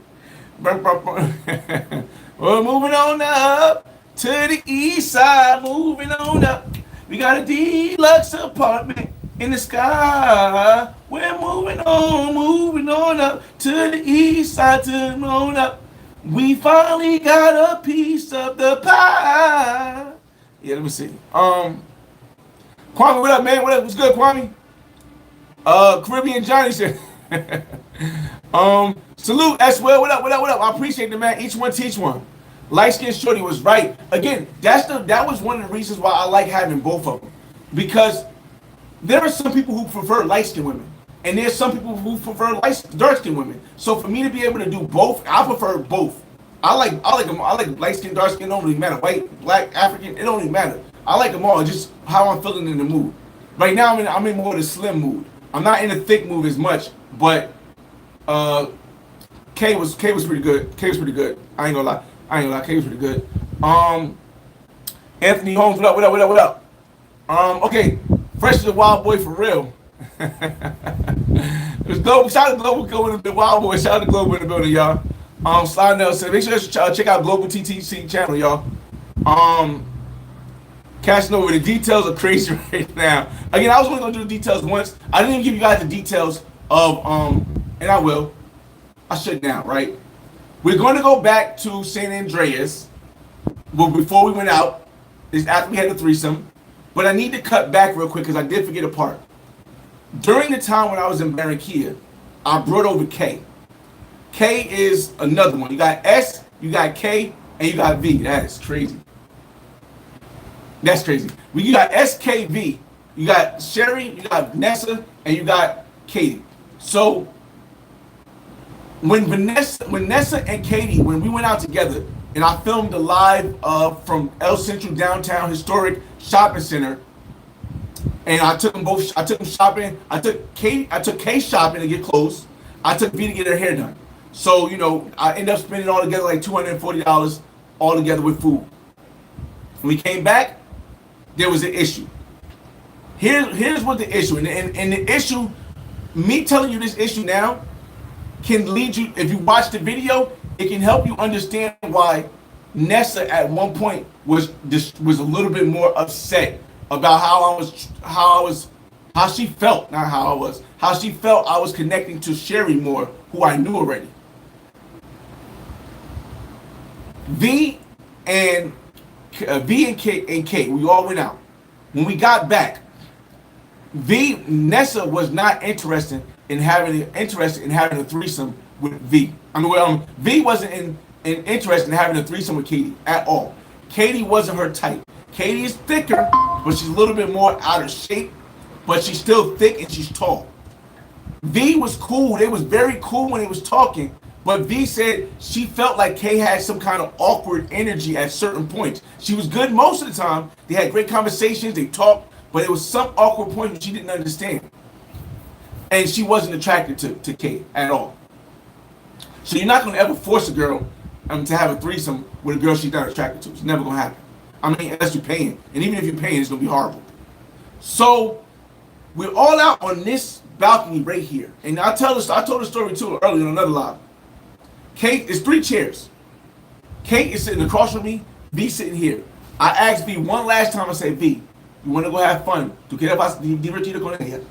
I whispered in her ear so that Katie doesn't hear it. She says no. I said, all right, cool. You're the aggressor. I'll be right back. I grab Katie by the hand. I take her in the back. We start, making out and stuff. I lay her on. I get her naked. Now I have Kate butt naked. I got her butt naked on the bed. She bucker. And this is not promotion. This is my experience. Give you guys my honest experience. I got Kate butt naked, spread on the bed. Now, I'm about to go in. I said, you know what? Let me just double check one more time. You stay right there. I'll be right back. Come back outside. She's V is smoking. I'm like, V, come on, you want to come join? She's like, no. But now she's saying it with more of a discernment. She's not into the fact that I'm about to go knock her down while she's sitting out here. But it is what it is. And again, what the plan is. I told you, hey, just be cool with Sherry, and we cool. This is before she met Sherry. So I go in there, whack her, 20 minutes, whack her. I wasn't trying to be in there for 40 minutes, an hour when she was out here. That'd have been too rude. I go in there for 20 minutes, whack her, whack her. She started whack her. I finish. I come back out. I wash off first. You always wash off after. Take a piss. Wash off. I come back out. I sit back down. She look at me. She's like, oh well, she's about business. Kate comes back down. They sit and they talk. Now, here's what I did. Remember, the best way to get them back talking again is always to separate. So, what I did was I came back out. When Kay came back out, I got up. Kay sat down. I went to go do something. Or I don't know, I went to take a shower again, or I went to go do something. And I stayed there for like 15 minutes. In that 15 minutes, they started talking again. Back to normal, laughing and stuff. They started talking again. As if 15 minutes ago, I wasn't taking Kate to Pound Town while V sat out here. So again, this is what I'm telling you guys. It's not telling you this is how you should move. I'm just giving you guys an insight to how I move when I'm moving around, and I'm moving with respect. I'm not forcing them to do nothing. I'm not trying to coerce them to do anything. But listen, I'm telling you, boom, boom, boom. Now the whole day, Katie kept saying, "Yo, I don't want to kiss you. Your girl might show up and she gonna cut my hair. She gonna cut my hair. She's gonna kill me because she even though Katie's bigger, Vanessa looked like she could be a little bit deadly if we get to a point. So Katie was like that. She was saying that the whole day, even when I was taking the shopping by herself. And but they came back here. They had a conversation. I stayed out for 15 minutes, and whatever awkward silence there was, because I was just in there 15 minutes ago, putting Kate through the mattress, they figured it out. Kate spent the night. But again, y'all, I'm telling you, I really think about stuff before I do it. Now, I have a king size queen. It's either queen or king size bed in the main room. And in the second room, there's two single beds, right? Full size beds. They're not full size, probably twin size beds, but they're separated. I had to decide how are the sleeping patterns going to work. If I sleep with Nessa in the room, Kate might be an issue. I just met Kate. Kate might be an issue. If I sleep with Kate in the room, Nessa is going to be upset. What did I decide to do? I decided to tell Nessa and Kate to sleep in the same room, and I'm gonna sleep in the other room. Now they're like, "What you let them sleep in your room with all your stuff?" Listen, I got a lock on my suitcase. The only way you're getting out with my stuff is if you somehow can MacGyver the lock on the suitcase, which TSA is the only ones that can open it up, or if you take the whole suitcase in which my security guard is chopping you down, or the building security guard is chopping you down, and you're not getting out that door. So I let them both go to sleep, and they sat and they watched Netflix, and they went to sleep in that room, and I slept in the other room. That's how I kept the energy the same. They got to sleep in the same bed. Y'all got to sleep in the same bed. We'll get back to San Andrés. I just needed that backstory because that kind of will fill in, if you've watched the live, the point where Nessa was a little bit upset prior to the threesome. Was it prior to the threesome? No, after the first threesome, she was a little bit upset the last day, because she felt like I was spending or showing more attention to Sherry than her. So let me get your comments, and then we're gonna get right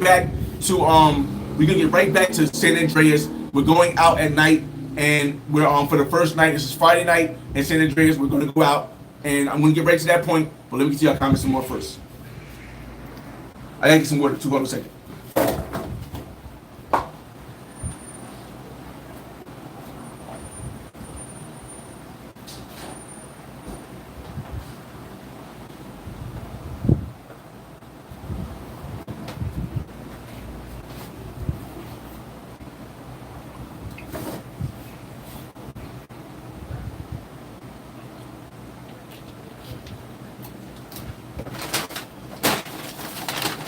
Fries in here I ain't eat. Got a brownie in here I ain't eat. Oh, this shit up.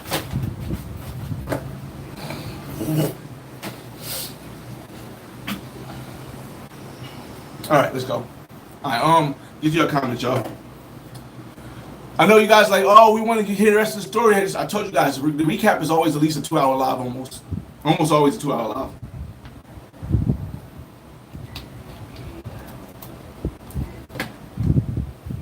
See.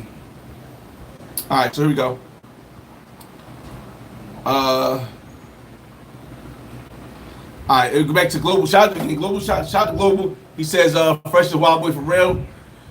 Slide Nail says, who was the best eater?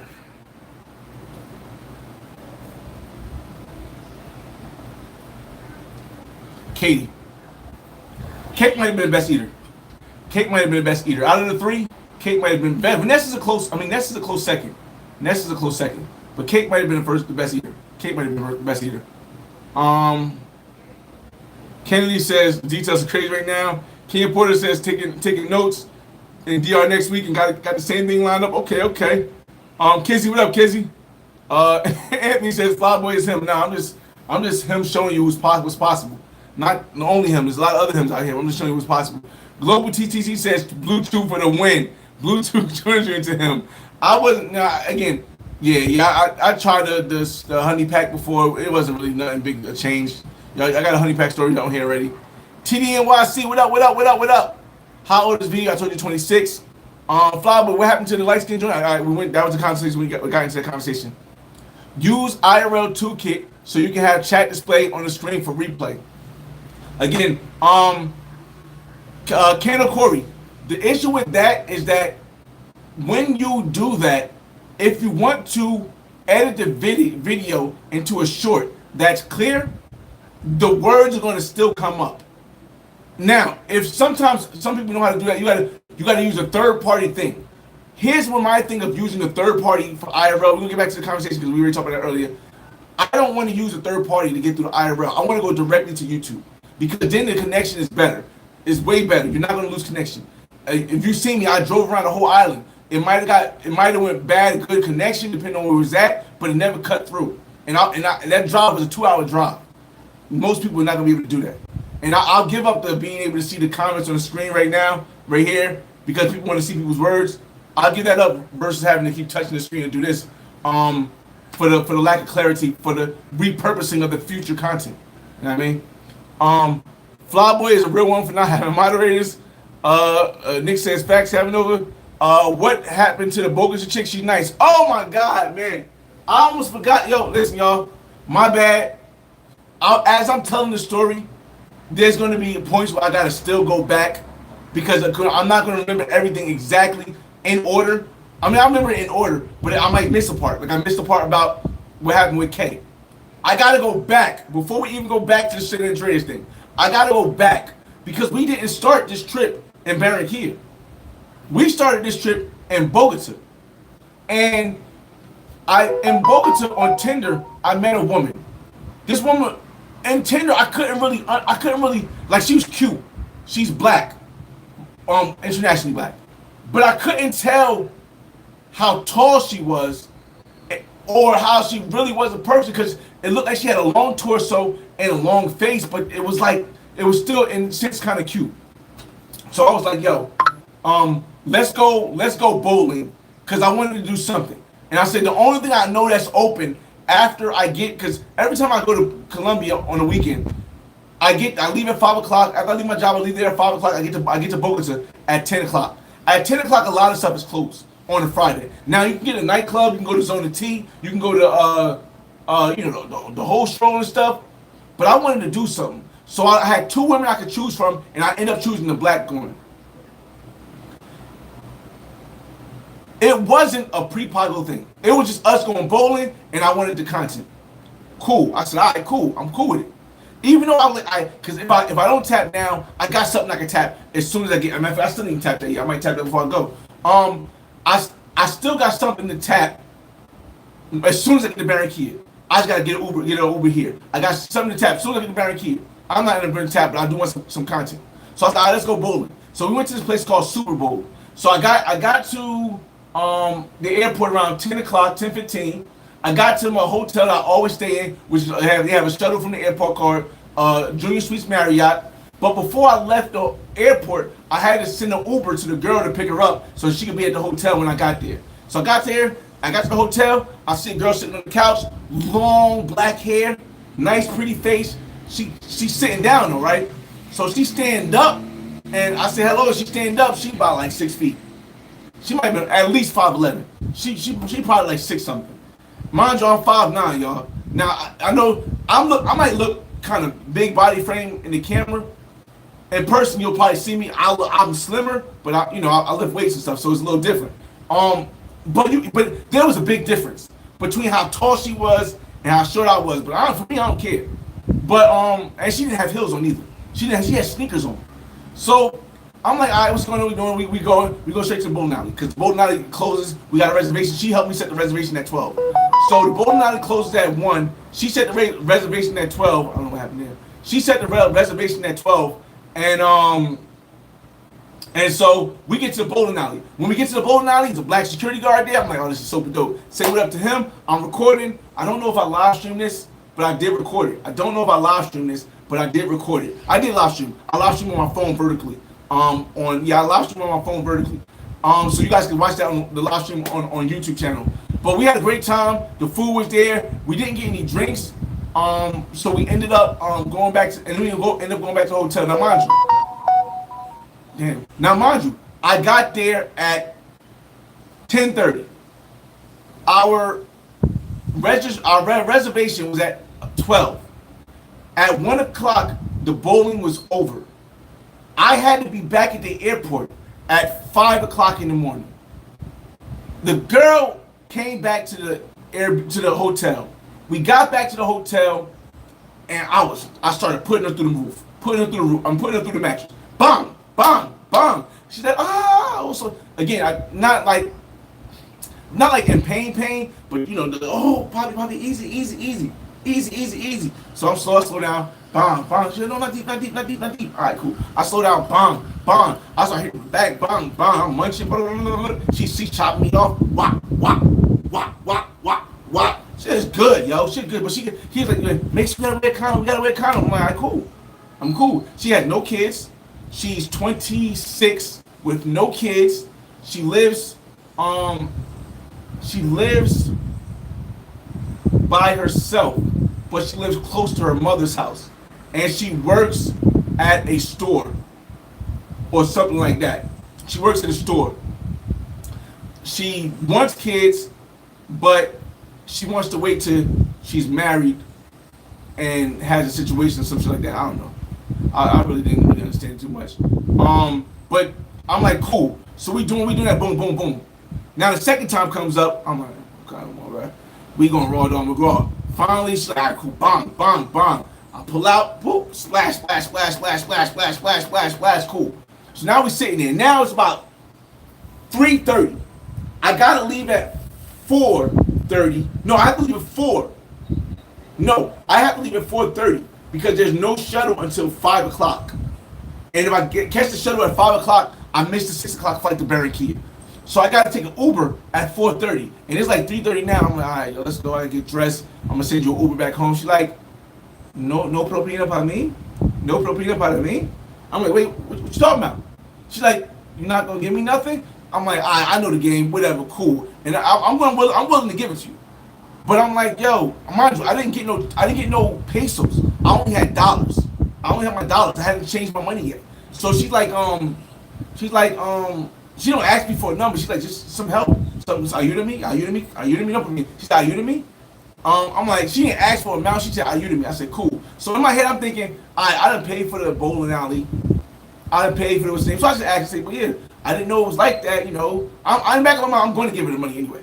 But I'm just going to ask her, I didn't know it was like, she's like, if we went to the bowling alley and that was it, and then I went back home, it would be no problem. But now we've had sex, and we've had sex without the con, so, prep pill still in action. So, you know, like, it'll be different. She was trying to give me the thing like, hey, I would have been cool with just going bowling with you, you getting the video footage and stuff, but once we have sex, it takes it to another level. Once we got intimacy, it takes it to another level. So I was like, all right, cool. So I digged in my pocket, I gave her a 60 piece, bang, bang. Gave her a 60 ball, bang. This is not for promotion. This is just giving you my real experience, y'all. This is not for promotion. This is giving you my real experience, and that's what helps other people when you give them what's real. So I'm like, yeah, of course, I'll help you with something. So it wasn't, at no point did she ever ask me, hey, never say, hey, this is what I need for this. But once we finished and I was trying to get up out of there, she was like, can you help me with something? And then she explained to me, hey, you wouldn't have had to help me with nothing if we just went bowling. But we took it to this level of us banging twice. And I'm gonna need something in my pocket. I'm gonna desire something in my pocket to go. So again, I'm still cool with it. That's still a cool thing. Fast forward later, she starts getting weird. Now, maybe it's not weird for me, because I treat women with respect, and I show them a lifestyle that shows that I'm not using them as objects. I know people call it a simp. They call it whack. Oh, you simping, you tricking. So I'm going to treat them with respect, even if it's a pro. I'm going to treat her with respect. So when I get to the moving forward past that story with the girl, the bowling girl, when I get to Barranquilla and I'm posting videos with Nessa, the girl hit me up on my DMs like, oh, you told me you ain't had no girlfriend. I just seen the video with your girlfriend. I was like, what? She's like, yeah, you told me you ain't had no girlfriend. I seen the video of you with your girlfriend. I'm like, that's not my girlfriend. She's like, whatever, it's whatever. First of all, I'm like, oh, I gave you bread. Why are you even upset like this? I thought whenever I come to Bogota, we can link up. I don't mind if it's bread. You want some help too, but I thought you can link up. Why are you acting weird like this? So she's like, no, don't worry about it. Don't worry about it. I'm like, look, when you see me with the other people, because when you see me with the other girl, you'll see that it's not my girlfriend. It's just we all hanging out. They're helping me with content. Cool. So then I post with V and Katie. She come back. Oh, you got 2 girlfriends now. I'm like, what are you talking about?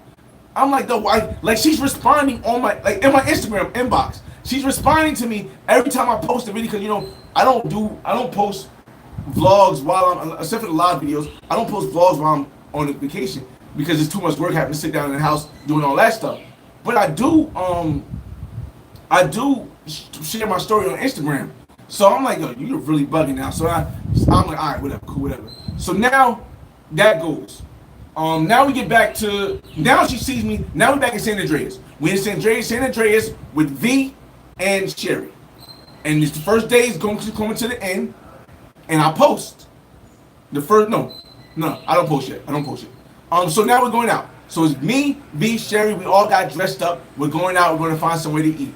This is this dope restaurant called La Renata in San Andrés, Costa Rica. It's probably the best or one of the top restaurants in in San Andreas. It's one of the top restaurants. It's on the water. You got a view of the different boats. It's very classy, so it's a little bit more expensive than other restaurants. A lot more expensive than other restaurants. But people dress up. They usually dress up in all white. If you've seen the live video, you'll know all this. But for people who haven't watched it, that's the background to that. Oh yeah. All right, so we're going out. We're going to go to this place. When we get to this place, I should have known we needed a reservation, and we didn't call. But I felt as though maybe we could pay some money and get up there. But when we get to this place, it's like a line of 7 people waiting. So we walked through all the 7 people. We talked to the lady. She's like, yeah, we want to come to eat. She's like, how many of y'all? She's like, 3. She's like, you got a reservation? I'm like, no. She's like, you see all the people back there? They don't have reservations. Some of them don't have reservations. Some of them do, and they're still waiting. So you're going to have to either wait 2 hours or you're not going to have nothing to eat. I'm like, all right, cool. So basically, we made a reservation for the next day, which is the last day, which was Saturday. We made a reservation for Saturday night, and this is Friday night. So dope atmosphere, super dope atmosphere. I hope you guys watch the live. Super dope atmosphere. So now we leave there, and we trying to find a place to eat down the street. We find a fish restaurant, and we sitting there. There's a lot there. We sat there talking. We hung out. It started raining for a little bit. They moved us in a good place underneath the roof, so we got to sit there and eat. All that's on video right there. All right. So now we're going to go to the club area. Now it's about 9 o'clock, maybe about 9:30. No, that's not. It's about 10 o'clock. The clubs don't start until 10 o'clock in San Andreas. The clubs are not really open and popping until 10 o'clock. Now, there's not that many clubs. Let's talk about that. In San Andreas, there's not that many clubs. In a 1 block radius, there are about 1, 2, 3 major spots, 4 major spots that you can consider to be club-ish, but there's really only 1 major club. When I say club-ish, I mean, you got the bars that just have the outside, right? But then you got the bars that got the outside, and you go inside and there's a door with a dance floor and tables set around it. That's what I would call club-ish. Most, if not all, the places on San Andreas are club-ish, except for Coco Loco. Coco Loco is an actual club. It has an upstairs, it has a downstairs, it has a dance floor, has sections all over the place. Really dope atmosphere. And I think everyone on the island goes there. So it's a good and bad thing, because Coco Loco, while it opens at 10, it doesn't start getting jumping to about 12 or 1 o'clock. It doesn't start getting packed. And on Fridays, it wasn't packed at all. And we left at 12, and it wasn't packed at all. But Saturdays, it doesn't start getting packed to about 12 or 1 o'clock, and then they'll have a line outside, people getting in. It moves kind of fast. On Fridays, it's 10,000 Colombian pesos to get in. On Saturdays, it's 20,000 Colombian pesos to get in. On Fridays, the women don't have to pay. On Saturdays, the women have to pay. Just give you guys an update on stuff. So it's Friday night at 12 o'clock. We get into the at 12 o'clock. We get into the we leave Coco Loco's because it's apparent that nobody's going in there today, and we go to these other bars, buy something to drink, take shots down Julio. Everybody looking at us, bro. Look, I'm black. Yes, I'm black, but I feel like with the 2 girls, it made me stand out everywhere we go, everywhere we went, and especially Vanessa. Y'all, I know a lot of people like, yo, they like Sherry. A lot of people like light skin. They like Sherry better. But when I tell you Vanessa was the one standing out to all the people, and all the guys was like, you know, there was a couple guys going to Vanessa, to Sherry too, actually.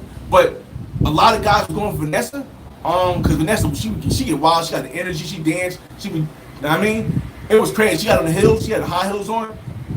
It was crazy. So We go to one bar. We stay at that bar for like 30 minutes. Now it's 12:30. I'm like, all right, let's just go back in the house because Coca Losos ain't gonna be doing nothing. We might as well go back in the house. They're like, no, we don't want to go back in the house yet. They're not drunk yet, just a little tipsy, not drunk yet. Cool, yeah, all right, cool. So we see this other bar, and it's a bar-ish, it's a club-ish bar. So we go in the front. It's a bunch of older ladies, old like 50 and 40, late 40s, but they look good. You know, they got a body. Some of them got BBLs, chest, but they all got all white on. And at first I looked like, all right, man, it looks like it's crazy, but all right, cool. Then we go in the bar and there's a lot younger people. And so we get in the bar. You'll see this is all on camera too. This is all during the live. Now, everything I'm telling you now is during the live. After the three banger, everything else is during the live. We're live during this whole time. You can watch this on the channel.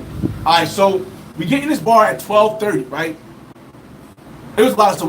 We was hanging in the bar. They had drinks. I was dancing with them again. I don't like to be all up on the woman when I know I'm going to hit, and I like to be interacting with the chat. So we in the bar, we having fun, and I guess a guy liked Sherry, and it's crazy that I gotta tell you guys this because I know people think differently. A lot of people think differently. Come on, y'all. I want you guys to say it with me. From the back. You might not know, pause. From the front, from the side, from the corner, from the top, from the bottom. I want you guys to say it with me, y'all. Because a lot of people, they don't understand this. It's not your girl. I'll pause right there because I want to make sure you guys in the chat can say it. I'm not going to say it. I'm going to give it some time to breathe before I say it. It's not your girl. God, it's not your girl. It's your turn. So there was a guy that really wanted to get at Sherry. Tall, his Colombian guy. Looked like he could have been from San Andrés or somewhere else. And they felt like they had to sneak to get. They could have just came up to me and asked. I wouldn't care. They felt like they had to sneak around to try to talk to each other, and like there's a bathroom. So Sherry went to the bathroom. V spotted it. V spotted it right away, but it didn't make a big difference to me. But V spotted it right away. And one thing I know Sherry's not going to do is Sherry's not going to leave with anybody else when she comes with me. That's not going to be anything. And she's not going to disrespect me by talking to somebody in front of me. So I like, look, it's not your girl. It's your turn. So Sherry goes in the bathroom, and then quickly I see the yellow guy, the guy with the yellow, the jersey, the Colombian jersey, go behind her. I don't pay no attention to it. In the chat, they go, yo, they not feeling Fly Boy. The girl, mind you, Vanessa, she's right. She's still up on me, and she's dancing and stuff. But Vanessa knows she sees it, and she's like, she moves closer to me, right? This is probably what made Vanessa a little bit awkward at one point too. She moved because I guess she don't know that me and Sherry's relationship isn't girlfriend boyfriend. It's not that. It's yo, you there whenever I need you to be there. When I come in town, you there. You whatever you got going on, that's get stopped. You there when I need you to be there. So that's when hold on a second. 1 second, y'all. Alright. So that's when I'm getting your comments in a second. That's when they go in the thing, right? And then I'm not paying attention. I just really go inside separately, but I'm not paying attention. The chat is paying attention. I'm not paying attention. The chat is paying attention. So I'm sitting there, and then she comes back, and then after she comes back, the guy comes back, and the chat is like, yo, they don't like Floyd Boy. She's out there, she's wearing the back of the number, and I'm like, yo, listen, y'all. She's with me today. I'm not concerned with who she's with tomorrow. Matter of fact, she's with me today and tomorrow. I'm not concerned with who she's with after that. As long as there's no disrespect by her being with a person while I'm here. And again, that's just something that I think you learn over time. I mean, we have in the United States, and most people that watch my channel from the United States, we have this thing of ownership where we feel like we own the woman. That's why when somebody's married and their wife cheats, they end up doing something like trying to fight the other guy, trying to kill the other guy, trying to choke out their wife, trying to do, because they feel as though marriage gives you ownership or girlfriend gives you ownership. No, when a woman makes you her boyfriend. It just means she's less likely to cheat. It doesn't mean she doesn't want to sleep with nobody else for the rest of her life. When a woman makes you her wife, make you her husband, it doesn't mean that's guaranteed going to be your woman for the rest of the time. It just means at this point in time, she has committed to trying to only be with you. That part doesn't really bother me. So again, that happened. I just wanted to point out because again, when I'm talking about stuff, this is a recap. I want you to be able to go to the live and really see the interaction and see how things go and see how I'm breaking down the inner details of what you might just see face value on the lives. So now we in a thing for like 2 o'clock. The guys, they leave and they still want to stay for a little bit. So we stay to about 2:15 and then we leave, right? After we leave, we go back home. She goes to sleep because she's super drunk. Sherry is super drunk now. Vanessa, she's in the room. And then I lay down and go to sleep. That's the end of Friday night. We're gonna start with Saturday morning. And then again, this live will probably be like 2 hours, and then we're gonna start with Saturday morning, and then after your comments, we'll start with Saturday morning. All right. So I'm gonna get your comments now so I can try to keep up, and then we'll start with Saturday morning.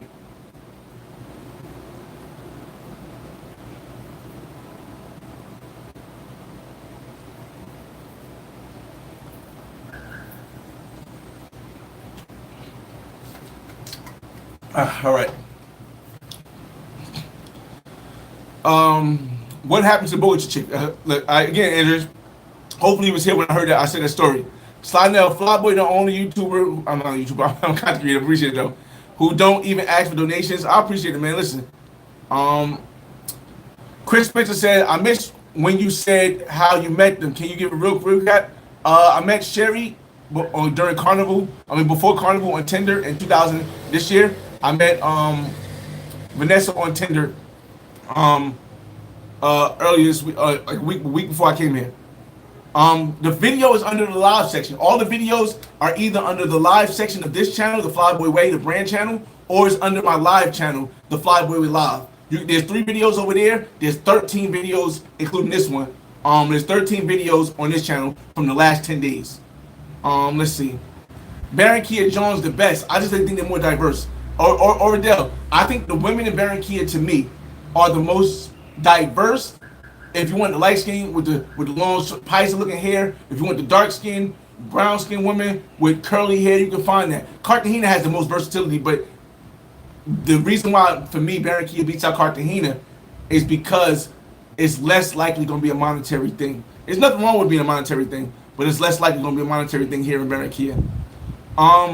Play Dog, what up, man? Flyboy, let it go, let it go. No, no, no, no, no, no, no, no, no. Shout out to OG Mike DTV in the building.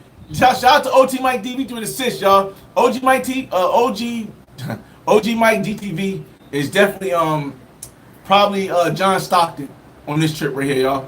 He's probably John Stockton on this trip right here, man. With the whole 7-day wait babysitting thing. Definitely John Stockton. Play Dog. What happened to the condo purchase in Barranquilla? All right, so for me, it's still on the idea list.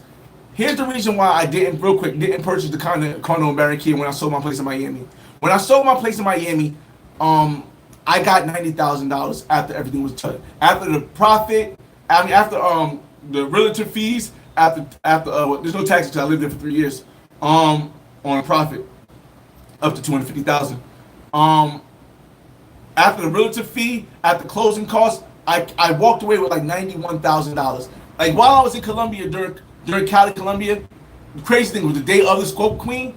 I kid you not, it couldn't have timed out any crazier, yo. The same day that I was with the Scope Queen in Cali, Colombia, I had just got $91,000 deposited into my account. $91,000 in my account, and I was like, from my selling my condo. It happened while I was overseas.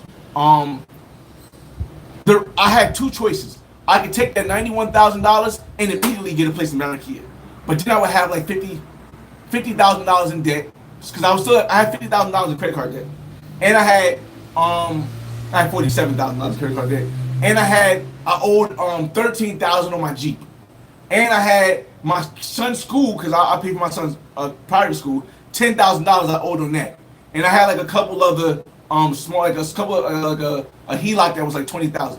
So altogether, I was almost at like $70,000 or $80,000 of money that I owed. But it was money I owed. I could always just pay it back at my own will, and I had $91,000. So instead of going to buy the condo right away, I decided to pay all my debt off, and I walked away with having zero credit card debt, zero HELOCs, zero any debt. I was zeroed out across everything, and I still own both of my houses, which one of them was worth over 1.1 million now, probably a little bit higher now. I didn't check this in a while. So, and I have massive equity in it. So I can refinance later and just get the money out to go buy the property. But I want to be debt free, so that's why I didn't get the condo. But in that same process, the stuff in Medellin started happening, and I was like, you know what? If I get a place and somehow I go to Medellin and get jammed up, and I can't come back and now I own this place and I can only rent it and I can't even go visit it, I'm gonna hate that. So what I want to do is I want to have a kid first, and once I have a kid here in Colombia, and the kid turns and I'm done 8 years now. I'll retire from my regular job in the States, and the kid will be 8 here. I'll buy a condo. I'll refinance and buy a condo right before I retire. I'll refinance and buy a condo. And that's the plan. That's a better plan, because once you have a kid here, you can get an M visa. Shout out to T Mac. He's usually on the chat. He has a kid here. He's about to get his permanent residency, and after two visa runs of having a kid here, and when you have a kid here, you can be here. You can be here anytime you want, as much as you want. Once you get the kid an M visa. So my route now has changed from just getting a property first to actually having a kid, so that I can put the property in my name, but put the kid on the trust, so that if anything happens to me, the kid gets the trust. And that's going to be an 8-year plan. 8-year meaning, if I don't even have no prospects of getting a kid right now. I don't even have any prospects. But when I do have a prospect of having a kid right now, 8 years from now, when I retire from my job in the States, and my son is 18, and he can go to college, or he can start working, and he'll have a place, because I already own the house there that we have a unit in. Then I'll come back here and I'll buy the kid I have here a condo, a 2-bedroom condo, just like this. You know, shout out to Hen Dog. I met Hen Dog in San Andrés. We'll get back to the San Andrés now, y'all, after we get to your comments. Shout out to Hen Dog. He owns a place in Costa Rica, and he's about a little bit older than me. It's very inspiring to see another brother own a place in another country, and also Barber World TV in Brazil. So hopefully that gave you a quick a run through Play Dog. Or do you know what it says? You walk bitches down with the hat off? No, not all the time. Not all the time. I mean, once I tap, yeah. Once I tap, the hat is off. Yo, I'm telling you, I ain't got the hat on me. Like, once I knock something down, I mean, like, once I'm in the bedroom already, you know that Bobby Spurter dance? And they throw the hat off and just keep dancing, and the hat comes back on once you leave the house. That's how it works for me when I'm with a lady, in and out the States. Shout out to Passport Show in the building. What up, Passport Show? Shout out to Travel POV, embracing your age, of course, man. Listen, I was talking to Sunday Night Smoke. He had a comment the other day. It's a blessing to be this old, bro. It's a blessing. You know what I mean? Anderson says, did you use a rubber with K? I don't like lying. Slynell. What's going on, Slynell?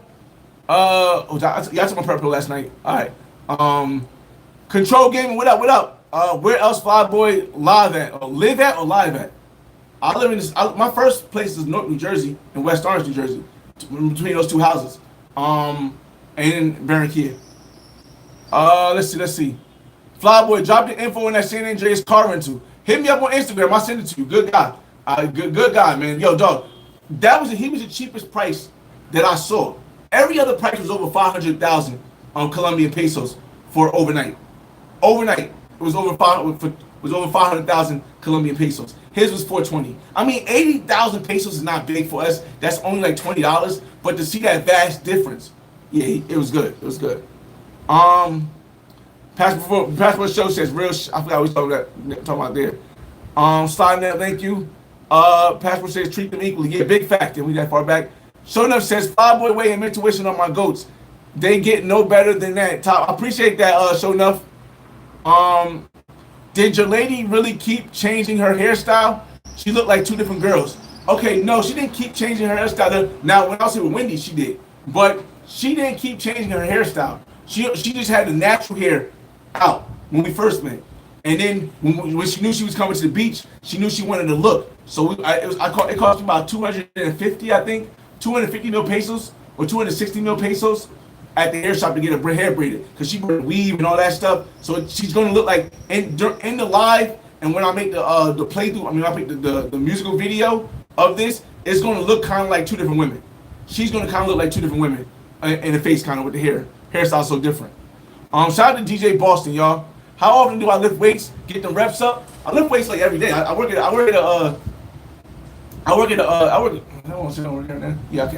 FedEx. So we lifting every day.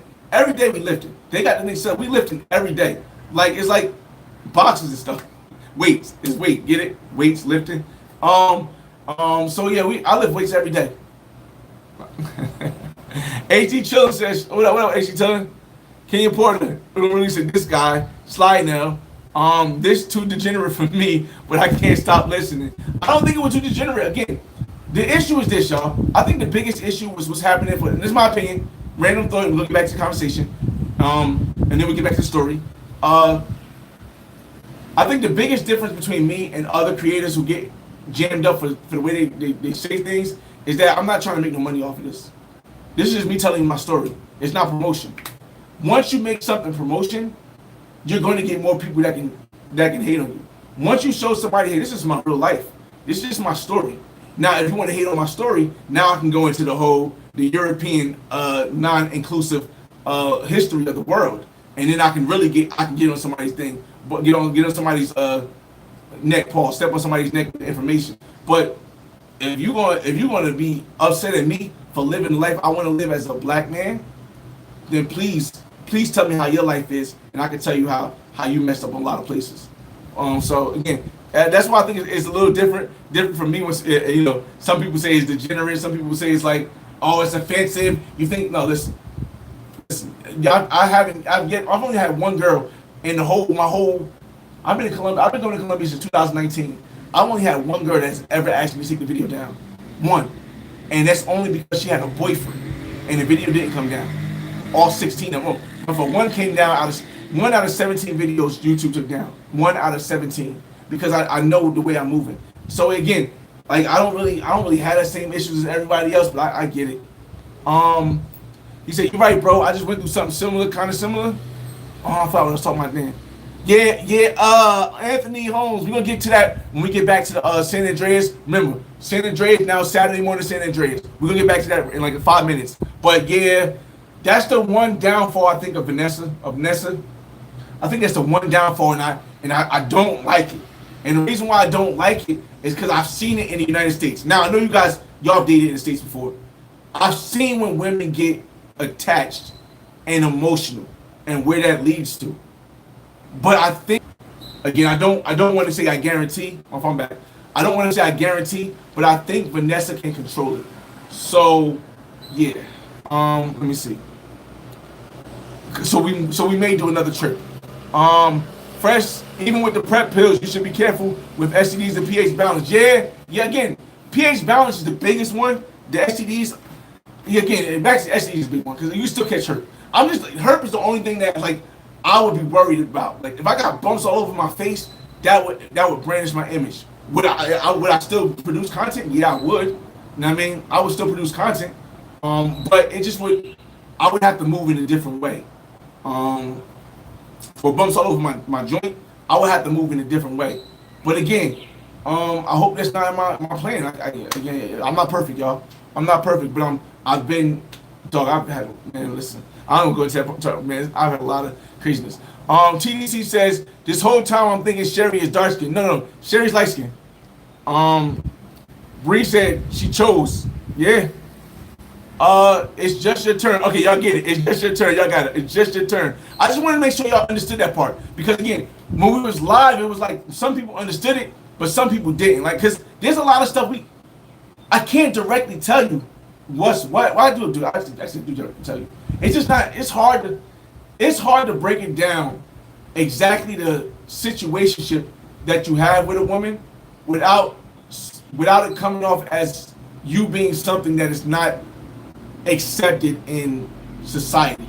So a lot of the times I try to word things in a way where you guys can understand what I'm saying, but I'm not being rude about how I'm expressing it. You know what I mean? When I need my main to be here, I need my main to do something. My phone, my Colombian phone is in Sherry's name. Sherry doesn't have a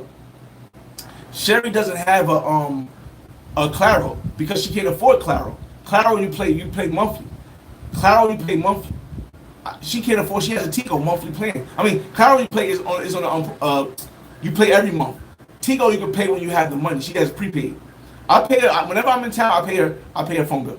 Whenever I'm in town, I pay her phone bill like 30 mil. It's like $15, $10, $15. So I pay her phone bill for the month. That's a month. Every time I'm in town, I pay Sherry phone bill. When I'm not in town, I don't take care of it. When I'm in town, I pay a phone bill because I need her to be accessible when I'm here. And so again, man, it's like I wish more people knew it's not your girl, it's your turn. But enjoy your turn because your turn you could have an amazing time like I've had. Zuri baby said yes, we can confirm that all the way from Norway. That's crazy. Slash that sneaky. Oh man, Flyboy don't care. He's still. You know what I mean? Fresh one. I appreciate that. Fuzzy Dre, what up, man? He said, "You good, bro?" I logged in and all I kept hearing was your name. Wait, I logged in? Oh man, that's crazy. Again,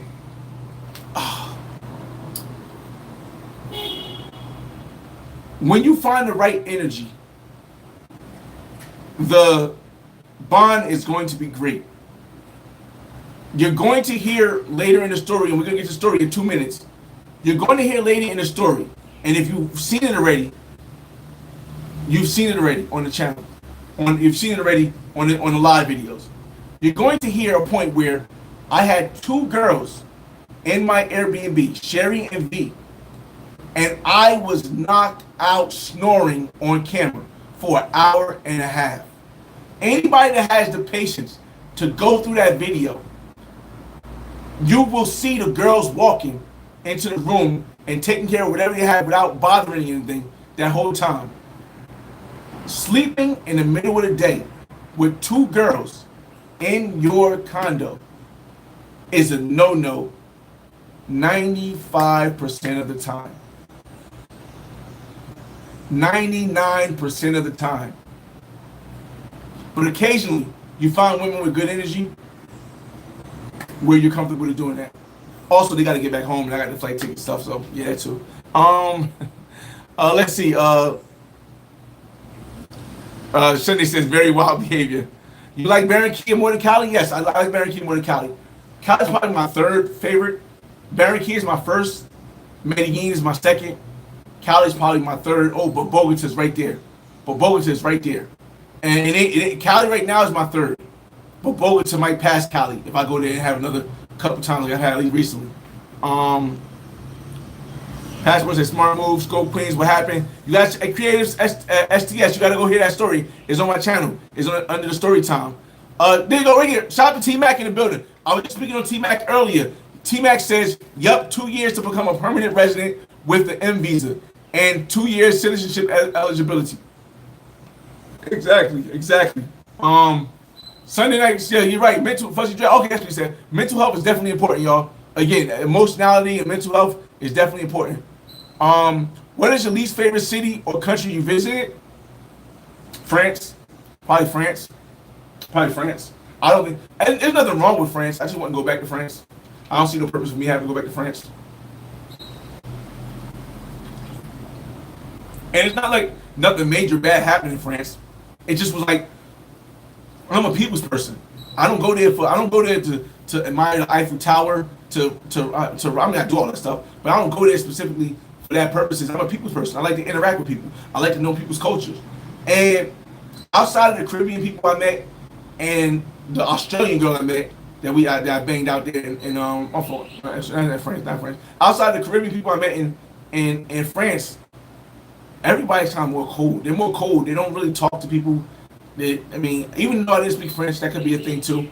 I don't know. It's just my opinion, my experience. You just ask my question, my opinion.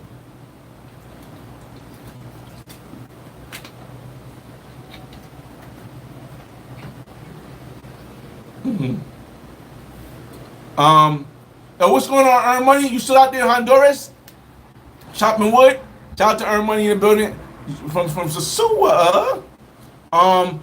T-Mac says, was the cart rental in front of the Aquamarine Hotel in San Andrés? No, T-Mac.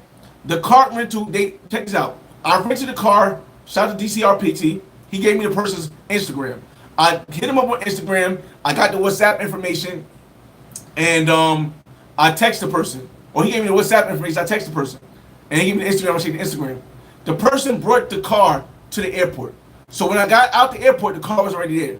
And when I left, I dropped the car back at the airport. So at no point did I need an Uber. At no point did I need a taxi. I just took it from airport to the airport. Cover it with the in 420 a day. Shout out to Xavier Moore in the building. Cut your hair, bro. Go to Turkey. Where's the braids? This is not the flyboy way, brother. Noop, what up, Noop? He said, put the hat back on, man. Let's see. Tech says, thanks for the Cali Colombia tips on IG. I have a 4-year, 6-year plan to move to Colombia. Now I get why I never been married or had a kid yet. It's meant to be have a wife in Colombia. Again, bro, I think for me, I had to have kids in the States. The reason, and my first baby mother is from Ghana. My second baby mother is white American. I had to have kids in the States because I want my legacy to always be able to connect to the #1 economy in the world. Just in case any other places get jammed up. My kids, my daughter, she's a mother. When her mother finally gets her Ghana citizenship, her mother can gets my daughter. Her mother's born in Ghana, so she has a Ghana citizenship. But my daughter doesn't have dual citizenship yet. But once she goes back to Ghana, and my daughter can get dual citizenship, she'll be able to go to Ghana anytime something goes wrong. My son and his mother's white American. I'm not really concerned about him having to go anywhere. And then whatever Colombian kid I have here is going to be able to come to the United States whenever they want, and they're going to be able to get a lot of money and they come back to Colombia where their friends are at and be able to live the lifestyle that most of his friends can't live, or her friends. Shout out to Chris Smith in the building. Noob says, why can't it be her turn with you? Why do we always say it's your turn? Now it's her turn with you. The reason why we always say, well, at least I can't wait. The reason why I always say it's just your turn, why it can't be her turn with me, is because I am the dominant one who's covering everything. If I'm paying for her to go out places, if I'm paying for you to eat, if I'm driving you around in the car I rented, if I'm the person that's doing everything, then I'm the person whose turn it is. If you're doing everything, then you're giving me a turn. That's the power play on why it's never they get a turn. Now, unless it's a woman who's the wealthy woman who takes care of everything, then yes. Then in that situation, yes. Tigo has a great bundle pass, unlimited home and cellular plan is only $109 a month. God dang. It's the best to get a cellular because you only build credit in Colombia with a phone plan. It will start the clock. Yeah. I don't know. Maybe I am building her credit and stuff. But she actually got to pay. I think before I leave, I'll probably pay online. But you need a cellular to get Claro or Tigo. You need a cellular or some kind of thing from foreign. If you plan to move to Colombia, get the visa now so you can start building the credit. It's harder to rent an unfurnished, or it's hard to rent an unfurnished apartment. I don't know, because normally here's the thing. I don't plan on being in Colombia 12 months a year. I don't ever plan to be in, or even maybe not even 9 months a year. I plan on being in Colombia for 6 months a year, but I might extend at certain times. I might come more depending on if I want to be when I had a kid and stuff. So if I'm renting an apartment, I only got to rent for 3-4 months at a time. Some people will say, well, why would you get the visa then? Why would you want to get the kid visa then? Because once I have a kid, I want to be able to see my kid at any time. I don't want there to be a restriction. I can only see my kid 6 months a year. But overall, I can go on Airbnb, or I can use a realtor. I have realtors here to rent an apartment. And I got my military friend. He'll put the apartment in his name just for me to stay here. I've known him since 2009. and it's 6 months. It's not really gonna kill it. And again, it's like he said yoga. Shout out to he said shout out. All right, 916, appreciate that. Kibo, we'll get back to the story now. All right, I'm gonna stop right here where it says yoga. All right, so check it out, y'all. All right, so we can get back to the story, y'all, because we over 2 hours. So we ended the story. It's Saturday morning in San Andreas. I wake up. I got Nessa right next to me. I kiss Nessa. I get up. I go to Sherry. I kiss Sherry. Morning, ladies. They both wake up. They go in the shower. They start getting ready. We gotta go get breakfast. So we get in the car and we go grab breakfast. Where do we grab breakfast from? We end up leaving like at 10 o'clock. And we went and grabbed breakfast. All this is on live. This one live. I said I gotta get some drone footage today. So we gotta go to RK Island and other island. After we get breakfast, we go to the boat place to go on the boat to go to RK Island and to go walk the other island, the island where you can walk on a bridge across. The boat dock says, "Yo, there's no boats going out today." I say, "What? The island's right there. What do you mean there's no boats going out today?" They said the island issued what was it? A weather emergency where it wasn't raining or anything. I'm like, "What do you mean?" He's like, "It's too windy. It's too windy for any boat to go to the island, so nobody can go to the island." I'm like, "Okay, what about the people that's on the island already?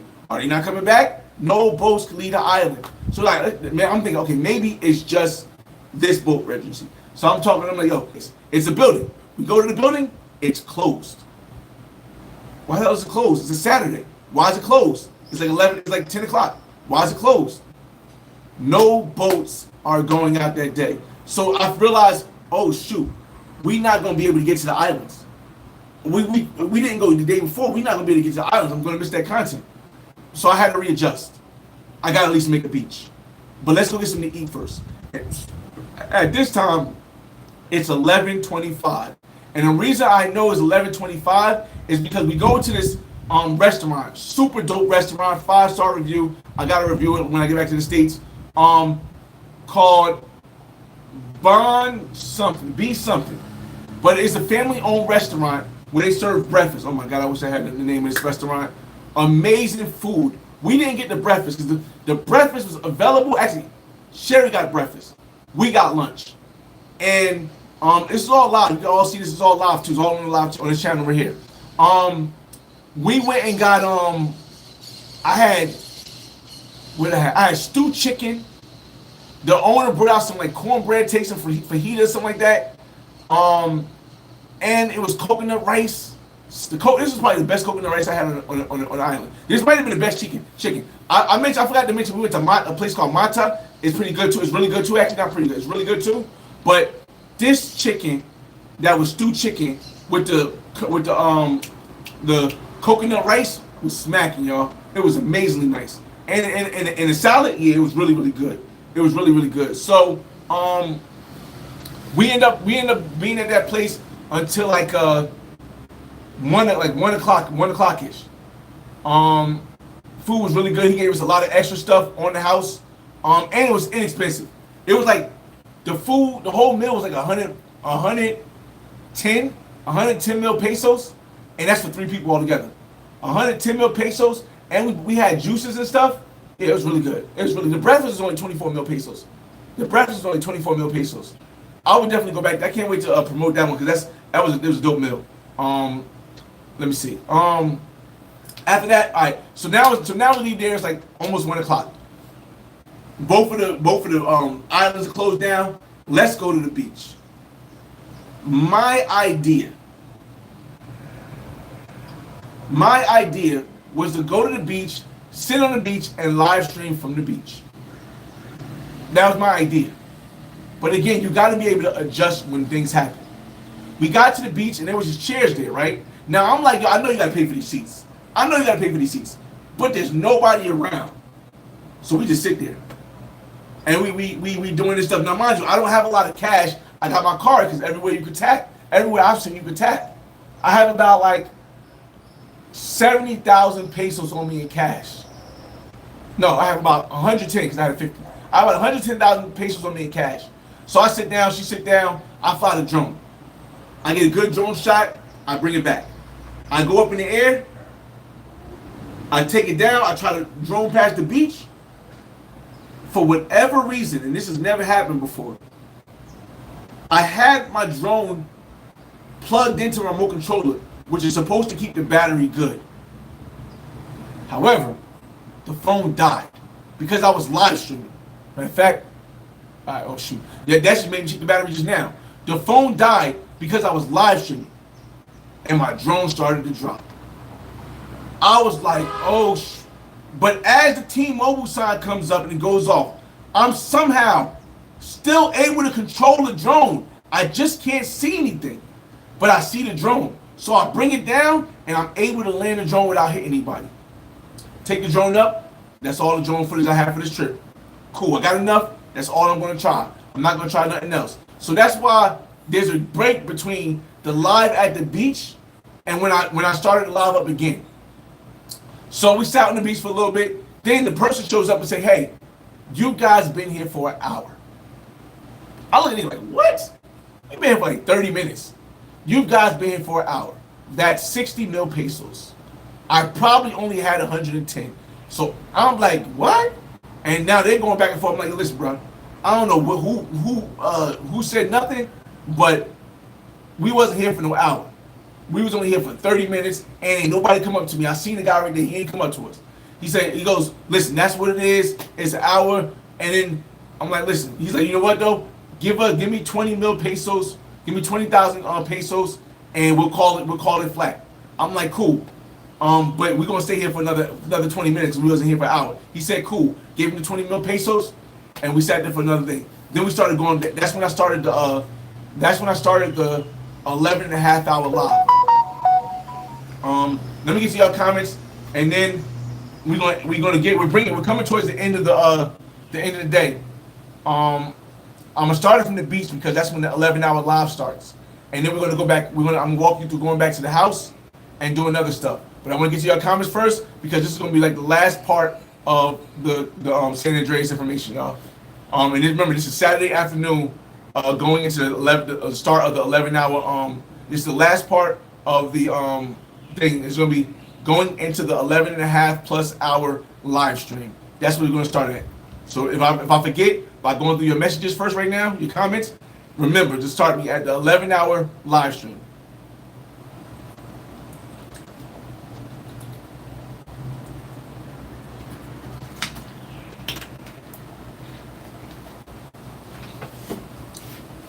All right, let's go. Hold on. All right. Kev says, what helped you learn Spanish so well? Forcing myself to go overseas by myself and learning and using Duolingo. I took Rosetta Stone, it didn't help me that much. I took Spanish in college, didn't help me that much. But forcing myself to speak to somebody that speaks Spanish every day, and I live in North, so it's easy to find somebody who speaks Spanish every day, even to this day. That's what helped me the most because you can learn everything in school. If you don't utilize it, you're never gonna get it. You gotta learn how to hear it. It's not even about speaking it because you can memorize the words. You gotta learn how to hear it. My son is from Soledad. Okay. That's why you're so busy. What up, man? Yeah, still in Honduras. It's your turn. It gets old. Everybody, man, yeah, you know. It's crazy. Shonef said, I went to Paris and people were literally giving us wrong direction on purpose. Yeah, again, I'm not trying to kick Francis back in. It just, yeah, not my type of vibe. Holy Sunday this. Oh, okay. Oh, this Holy Sunday. Okay. Fly Base King, what's going on, Travel Simple? What it do? Text says correct. Staying about 3 to 4 months at a time. Remember, you get a visa. When you get a visa, you got to pay taxes if you stay at tourist no tax. Right. Not just when you get a visa. If you stay more than 6 months in total, you gotta pay taxes. And that's another reason why I was like, I don't know. But I still get a visa though. That's if you're working. T-Mac says, even if you don't plan to live here, having a cedula will get you certain type of rights, privileges, and will put you in the credit system. Yeah, I think that might be a good idea. Yeah, we gotta see. Taxes are not based off of visa; they're based off of your time. Yeah, definitely. That's exactly what I just said. T Mac, you either stay in 183 days. Yup. The only exception is a visa. Pay for extra taxes for a hotel. Yeah. Any tips, clubs, casas, pros, or Cali, Colombia? I plan on going there during Colombia.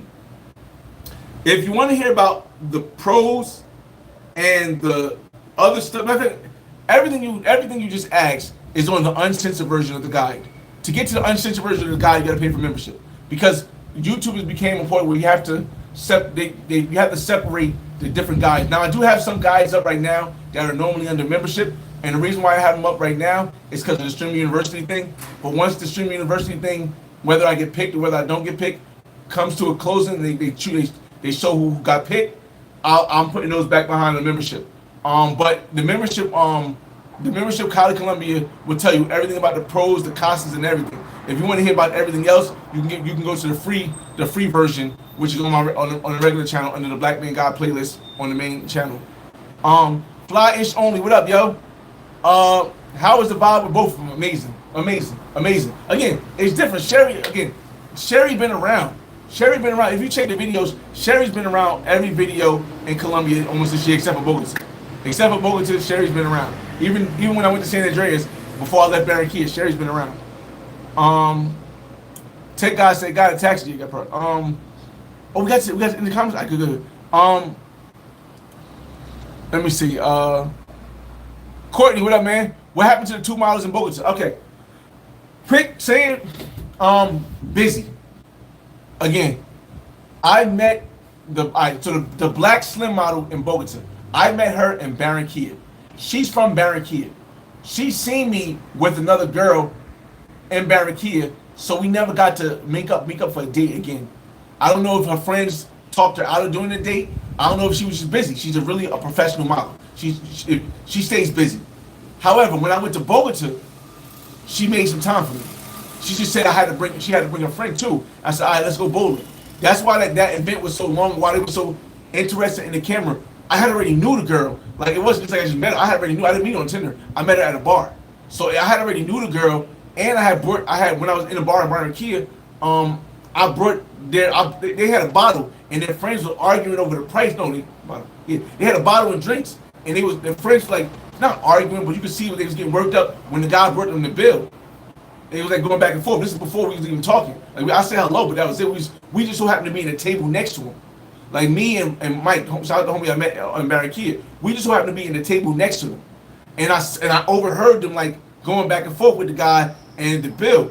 So I just offered and paid their bill. I said, yo, put their bill on my tab, and they all came over and thanked me. And she personally like gave me her information, like her on stuff and stuff. So that's just how that went. But when I got in Bogota, when I go back to Bogota, if I'm in Bogota for a longer period of time than just one night, I'll hang out with her again. But hang out with them again. But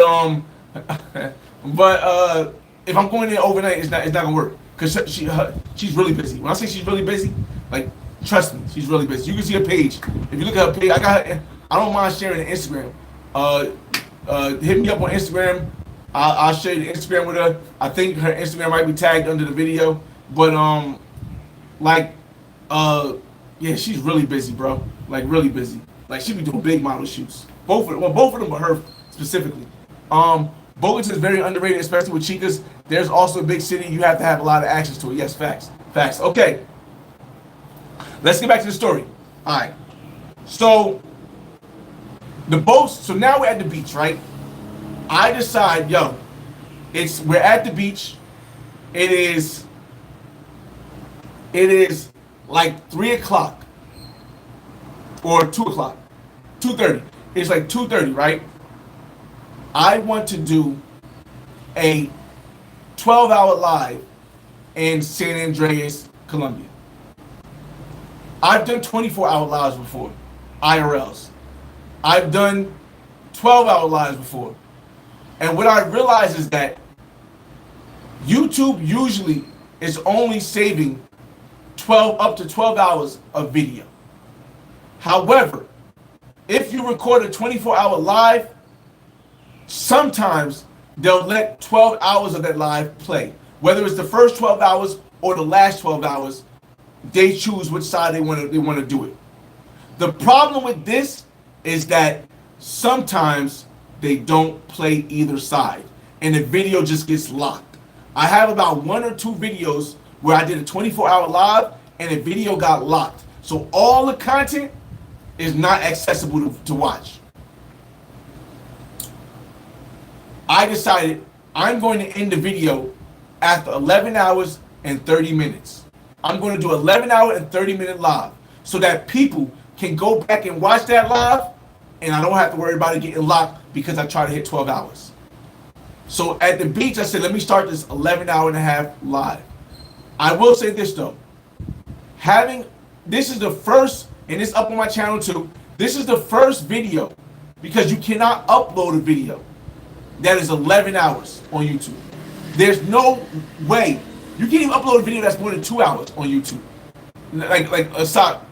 Unless you got, yeah, it's very difficult because you only allow 256 gigs of content.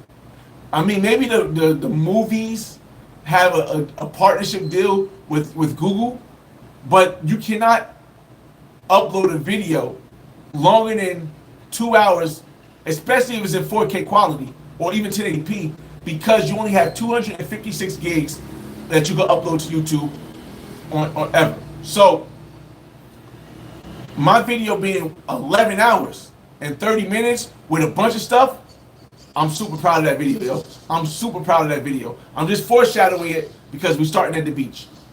From the beach, I wanted to do a beach walk because I didn't have any beach content. We were just sitting down for a little bit, right? And the girls like, no, we want to go back to the Airbnb. I said, all right, so y'all go wait in the car, and that allows them to talk together. But y'all gonna be mad, but y'all gonna be mad together. Y'all go wait in the car. I gotta go walk the beach for at least 10 minutes and come back. They said sure. So they went to the car. We went to the buggy, and I walked the beach. Beach wasn't nothing spectacular. There wasn't like a bunch of beautiful women out there. But the view was amazing. The water was amazing. The view was amazing. Much needed content. Got a couple of drops in there, and then I walked back. I get to the car. They lounging. They ready. We start the car. We go back to the Airbnb. Now while we're on the way to the Airbnb, we pull over to take a picture of the San Andrés sign, right? We go to the San Andrés sign, and Sherry is like, she doesn't want to leave the car. I'm like, cool. B is like, I'm going to leave the car with you. I said, cool. We go take a I go to take a picture, and the lady offers to take a video for us. So now I'm calling Sherry over because I know as a content creator, this is going to be a scene. There's always a scene where you don't have the big letters of the country you're in or the big letters of the city you're in. It says, I love San Andrés. And I'm thinking in my head, when I create content from this is going to be important for all 3 of us to be in this video. So I'm like, yo, Sherry, come on, get out the car, let's go. Now I'm telling her, come on, let's get this video, because I understand this is going to be a pivotal part in the video I make out of it, and I'm gonna need you to be in it. So she comes over, she moves, she comes over, she finally comes over, she jumps up, she gets on the statue. But the time that I was calling Sherry over, Vanessa is a little bit protrude. She's getting a little bit emotional. She's like, yo, I'm calling you, and you're so worried about I'm foreshadowing what she told me later. She's like, I'm calling you, and you're so worried about getting Sherry over here that you don't want to just do this picture and video with me. She doesn't see Sherry. I mean, she was so emotionally attached to it. She doesn't understand. She doesn't know content creation. She was so focused on just that she started getting upset. So we do the video. We do the video. I snap some pictures out of it with the lady, and then we go back to the car. Now, V is a little bit jealous, or not jealous. Jealous might not be the word. I say she's a little bit emotionally upset. So we get back to the Airbnb, and now what we're supposed to do is we're all supposed to take the ride around the island. Now, to go around the island it takes about an hour and 20 minutes to go all the way around the island. Again, there's one road, there's a cut somewhere. I don't remember where I cut at, but there's one major road. It goes all the way around the island. It's a little cut, and it goes all the way around the island back to the thing. We get to the Airbnb, and Sherry's like, and her and Sherry go in the room to talk. I'm guessing they had to talk about how V felt about the situation, and somehow Sherry comes out while V's in the room. Sherry comes out and goes, "I'm going to stay here. You two can go around the island." Remember, Sherry's my main one, so I'm like, "Oh shoot." I didn't understand, but at that time, Sherry is saying, "Yo, I'm going to take a back burner, so you can work out why V is upset." So in the beginning, you'll see, even at the beginning of the ride around the island, you'll see that V is a little bit upset. But as V and I spend more time together, because remember, before Sherry came, me and V had spent 3-4 days together. So when Sherry came, I mean, V felt a little bit, you know what I mean? But after that, after the video on the words of San Andrés, she got in her feelings again. In the beginning of the ride, she was in her feelings. But as we talked, as she felt more comfortable, she looked at the beautiful ocean. She was able to take videos. It was a beautiful day. She started to cheer up. She started to get into it. We played the music. She started to dance. She started to twerk while I was driving. She started to get close to me. She started hugging me. She started feeling loved. She started losing her emotional upsetness because of how she felt with Sherry was. And I don't have to worry about that with Sherry because Sherry understands what position she plays. She understands the lifestyle because Sherry has been around for a long time. V hasn't been around for a long time. So she got the attachment without understanding the whole vibe of how I move. But she was able to get over that through the ride. You see her, she is smiling, she happy, she taking videos of us, she doing all this stuff. She's happy. We stopped and got some coconut thing. It wasn't good, but she liked it. So that ride was very, very pivotal in keeping the energy good between all three of us and keeping everyone at a happy place. And Sherry helped me with that because I'm sure Sherry probably did want to go for the ride around yeah, always bring a Bluetooth speaker. I'm sure Sherry wanted to go with a ride around the island, but she was cool with staying back under the air conditioner and the what's name when while we was around the island. So we went around the island. We stopped and got some ice cream, and she thought it was so sweet, romantic again. Stuff to keep the energy good, levels up good. Stopped and got some ice cream. She played around for a little bit, and then we went back to the crib. When we got back to the crib, like Sherry was sleeping, and I guess she must have slept the whole time because she ain't take a shower either. She had like when we woke her up, she went and took a shower. So it was like after that we hold up. After that we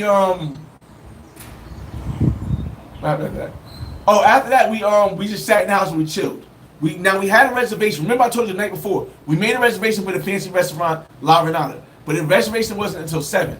But we got back to the Airbnb around like 3:30. We woke Sherry up and Sherry had a shower. Sherry was in the shower for like an hour, bro. She was in the shower for like an hour, and the water and course, or maybe she wasn't in the shower. She was in the bathroom for like an hour, just like putting makeup on and taking a shower. I guess taking a shit, whatever. But like she was doing a lot. So by the time she got finished, it was like 5 o'clock, 5:15, and then Vanessa had to go inside. Vanessa was in there for like 30 minutes, and by the time she got finished, it was like 6:15.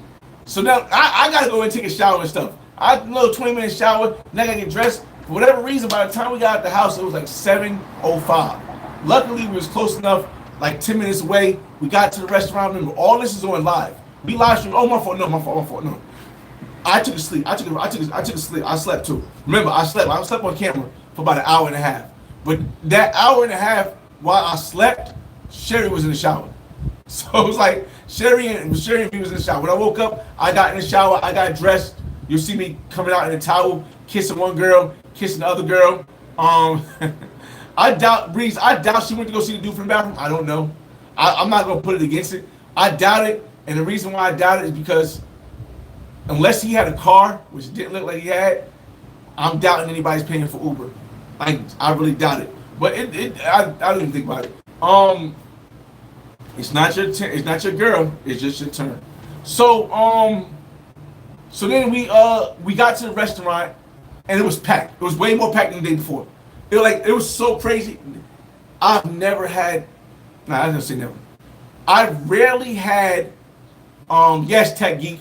It is best to get two bathrooms with dealing even just one. With even just one girl is better. This got two bathrooms. This place has three bathrooms. It has a bathroom with a toilet and a mirror. It has a full bathroom and another full bathroom. Perfect. One bathroom is crazy with women, but it's crazy. So this walking into La Renata on Saturday night. I'm used to when people looking at me different because the way I spend money and the way I move. Most black people and don't move this way in other countries. Like even most people in the States, when we go places and we black with money, the black people in Colombia don't move like that. The black people in Brazil don't move like that. The black people in Trinidad don't move like that. The black people all over these places, they don't move. The majority, let's not say all of them. The majority don't. So even walking in with everybody, I wish I could play the video side by side here so you guys can see it. The video of me walking into La Renata. There was a tunnel full of people on the right side and the left side waiting. When we went the other day, it was only 7 people. This time I'm talking about like 15, 20 people. Tunnel of people here, tunnel of people here. Then along the wall, there's a bunch of people sitting down on the wall. We walked through the middle of the tunnel with the 2 girls in front of me. Both of them dressed up, 2 girls in front of me. I'm behind recording, right? It's crazy because it's all live. They're all looking at us. Boom. We skip past the whole line. We go up to the place. The lady who was there who said it was crowded yesterday, she remembered our faces, or at least my face, and she went and got a menu and came out with a seat. We told the lady we had a reservation. She said she knew this way. So imagine all these people lined up, seeing us walking in. That shit was so. It wasn't awkward. It was fun. It was dope, but it was dope. Maybe it wasn't awkward. It was dope, but it was awkward because we just walked through everybody. Then once we get into the restaurant, it's like one black guy with his 2 sisters or 2 women, but he's like a black Colombian guy. But then it's me walking in with these 2 joints, and I got the camera on. I felt like the soccer game was on, but it must have went to commercial or something because everybody just turned to start looking. Even the mind you, the whole staff is black, or 90% of the staff is black. So the staff is even looking, and we looking at, and then you see the staff girls smiling, and I don't know if it was just me or me and Sherry. I mean me and V, because V is also dark skinned black. And we just walked in, and then Sherry had on the Kim Kardashian outfit on. I hope because I haven't really watched the walk-in. I haven't watched the walk-in on replay. I skipped a little bit over that part, but I want to go back and watch that walk-in to see if in my mind matches up with how that walk-in came out to be. So we got in there. We had an appetizer. We had a meal. We sat there. We chatted. It was cool. And then I missed the part where we had sex again, but yeah, no, I didn't. We I was yeah. All right, so but yeah, again, look, Jay Boogie, I believe Jay Boogie was watching at that time. He said, bro, the whole spot was looking for sure. That shit was like, all right, cool. And we sat down and ate, and they were still looking. It was this old man, right? And I think he's on camera. I think he's on camera too. It was an old man sitting right next to me. And his whole family was just chilling. And I thought he was watching the soccer game. But every time I looked, he was looking directly at me. Like every time I looked over like, he probably still ain't. And then one time he started to look up, like he looking at the soccer game. So I looked at the soccer game. And I looked back at this guy like, yo, bro, why are you still looking at me? But I guess, the older people are not used to us, let alone having the money that we want and moving how we move. That's my opinion. It's my opinion. The older Colombians are not used to this This young, I'm not young now. I'm not that young, but in comparison to the older Colombians, I'm young. So it was like, it's like they probably not used to the young, came in with the watch on. I always do watch on with the Versace shirt from China. And yeah, so who knows? But it was, again, nobody approached us in a bad way. It was really dope. The food was amazing. The food was amazing for real. It wasn't. I liked the food better at the breakfast spot that we went to, or the family spot we went to, just the flavor wise. But the food was amazing. It was still amazing. Expensive. I think it was like $150 a meal. It was $141. I remember because I thought it was $140. It was $141 for the meal for 3 people. We had wine and stuff. Let me get your comments real quick. I see a couple new comments. He said, "Bro, the whole life we're looking for sure. When you travel solo, that feels good to me." It felt good, but again, it's always gonna be a little bit of awkwardness to it. It's gonna always, but I understood the awkwardness. Just how I was walking with 2 girls, me being, yeah, I understood it. Texted, I had 2 minutes well as in Medellin, and the same thing happened. The whole spot stopped and looked when we had a table, same thing. Yeah, mass staring. Again, I'm comfortable with it now, but at first it's still, oh shit, this is really happening? All right, cool. Keep it a buck. Do you think they were laughing at you, not trying to clown? No. Smoke. Keep it in a buck. I think they were not disappointed. I think they were like, who is this? I don't want to make it a racial thing. I don't think it was a racial thing. I think it was just their understanding of what they usually see is that whole thing was all white Latinos, yo. Except for that one guy in the corner with his 2 and they didn't even have nothing to eat.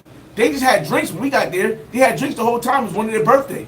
It's like they came in just for drinks and they sat them in the corner. We was in the middle of the thing. I felt like it's like, yo, who is this? I don't think they didn't see me as a black Colombian. They might have seen the girl as a black Colombian. Who is this black American with this money coming in this place that most of them never be because they can't afford, or black people never be because they can't afford, and he's coming in with the shiny watch and the 2 girls all dressed up, one black, one white, walking in as we all sitting here with our families, and he walking in with these 2 joints. That's how I felt. Not like a upset or a racist thing, but more like a maybe not jealousy, but I don't know the word I'm looking for, y'all.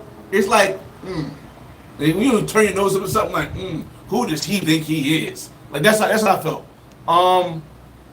What city do I recommend going to Colombia for the first time? I'll say come to either Barranquilla during Carnival or go to Cartagena.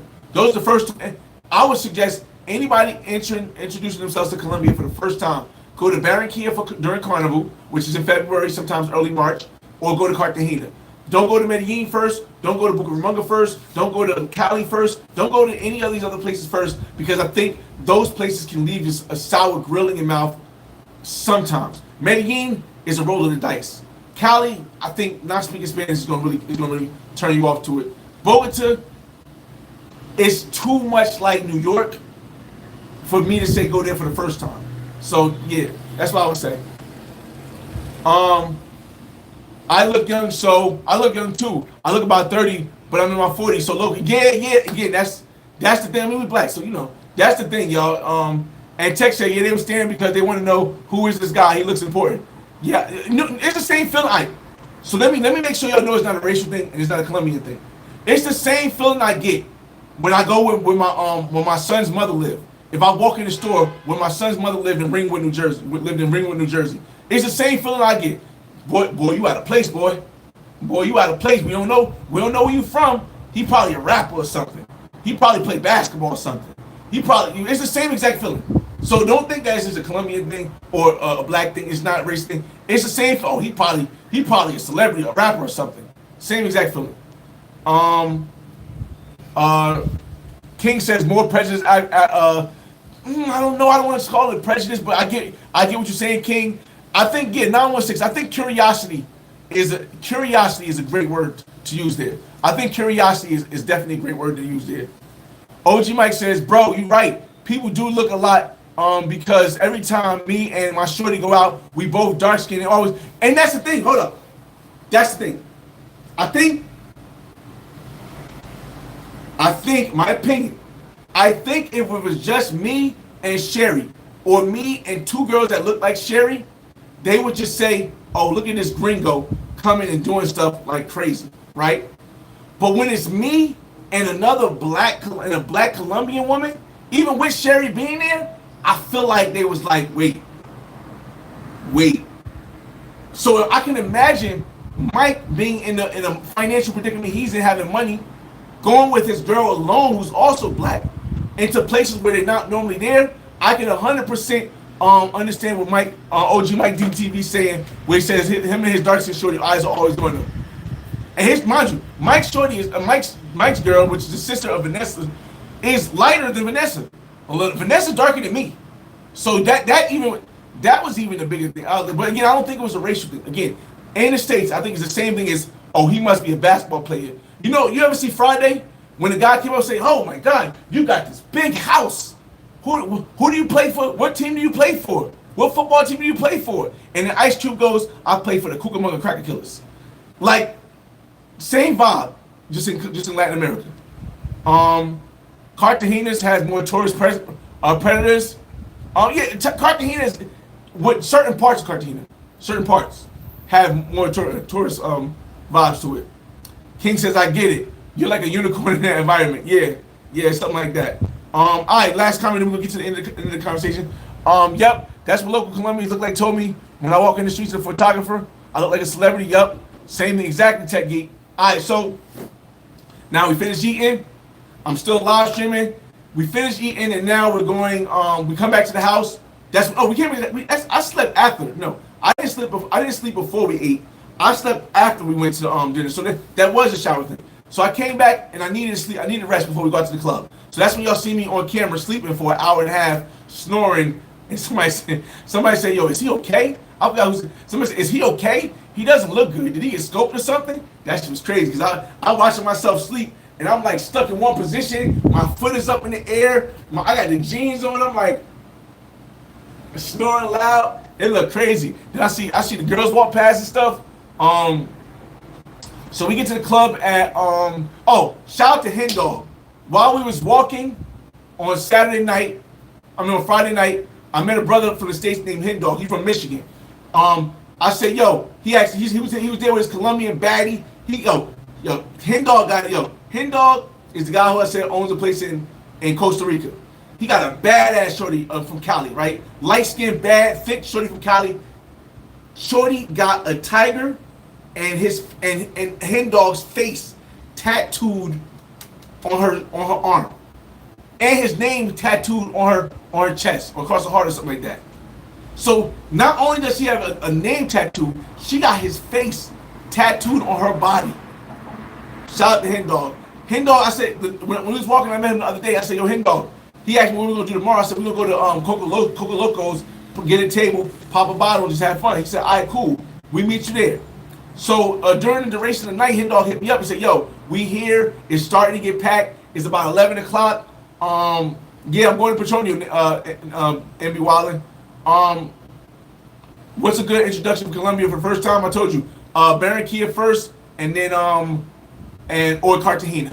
Only two places I would go first, and then you can go to Medellin and other places, Bogota like that. So Hen Dog's at 11 o'clock. He said, "Yo, it's getting packed. You should come here now." So we leave the house and we go down there, right? We drive down there. The girls want to sit in the back. They don't want to be in the front. They want to stand in the back and have a wild girls thing. I'm like, y'all don't want to stand in the back. I'll drive slow, but I don't think y'all want to stand in the back. If you've seen the truck, you know what I mean by standing in the back. It's actually on the live also where they're standing in the back. So they're standing up in the back of the truck, like, ooh, listening to music, and I'm driving. I'm only doing like 30 miles an hour. I think they ended up asking me to pull over, and luckily they asked me to pull over, because after they asked me to pull over and they started getting in front of the car, it felt like there was cops, but they was like off-duty cops. They pull out the truck, they was yelling at the girls, "Fuck you doing?" And the girls like, "Hi, Bobby," and they got in. And that's when Vanessa's like, "They cop police?" And I was like, "I don't know." And they just drove off. So we get to the bar, we find a parking space, and we go in the bar. We go in the line. We pay the entrance fee. All this is on camera. We pay the entrance fee. We go inside. Now I asked people to, "Yo, remind me when we is at our 2:30 because I got it in the live. I tell people, remind me at 2 o'clock because I got it in the live. I don't want to go over 12 hours and lose all this content. Shout out to all the people that was there. I think Jay Boogie was there and a couple other people was there to remind me at 2 o'clock. We was dancing, we was partying, all of the stuff during the we was partying in the club and stuff. You got all that on camera. I bought a bottle of Don Julio with the same guy that I met the first night, the same guy who worked there I met the first night, and cooked him up with a 20% tip that went straight to him. He was super souped. He came over. I had Vanessa dance on him.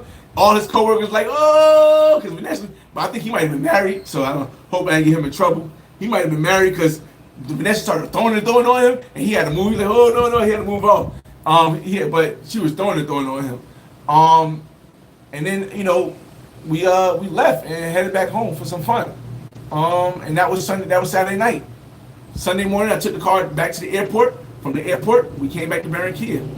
And again, y'all, mind you, we actually did not get back to the house until 4 o'clock. No, 3 o'clock, 3:30. We didn't get back to the house at 3:30. So we had fun. After we got back to the house, we had fun. And I went to sleep at 5. I think Sherry went to sleep first. And then Vanessa went to sleep second. And then I went to sleep at 5 o'clock in the morning because I had to make sure everything was clean so that when we got back up, we didn't have to clean a bunch of stuff. So I went to sleep at 5 o'clock in the morning and set the alarm for 7. I had only slept 2 hours. Mind you, I slept an hour and a half during the live stream. So that whole day, while streaming, I only slept 3.5 hours. So by the time I got on the plane, I was out. I literally went to sleep once, woke up, we was landing. I was looking around like I was lost. Like, how did we landed already?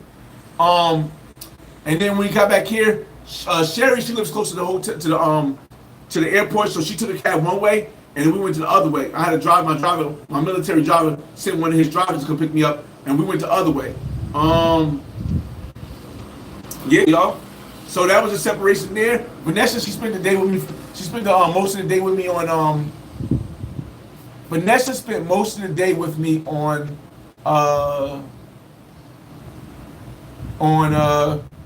yesterday, Sunday. She spent on Saturday. Yeah, when we got back. Vanessa spent most of the day with me. We had our fun and ordered Rappi, just sat in the house most of the day. I didn't really go too far into detail about the time that me, Vanessa, and Katie just went shopping because that's all on the live stream. You can see all that, nothing major really happening, but you definitely want to watch that live. I had to move the camera because Kate Titty almost popped out. But during that shopping time, we're going back again. During that shopping time, I bought a suitcase, but I didn't order a suitcase, a carry-on when I bought my ticket with United. So I just gave Vanessa the suitcase, and she put all her stuff in the suitcase, and she got to take the suitcase back to Cartagena. But the thing is that Vanessa took a moto with the suitcase, and the guy was cool. He let her take the moto with the suitcase from Barranquilla to Cartagena. She took a moto here too. She had a helmet and everything. She took a moto here and a moto back. Uber would cost me over $100, and it would take 3 hours with all the traffic.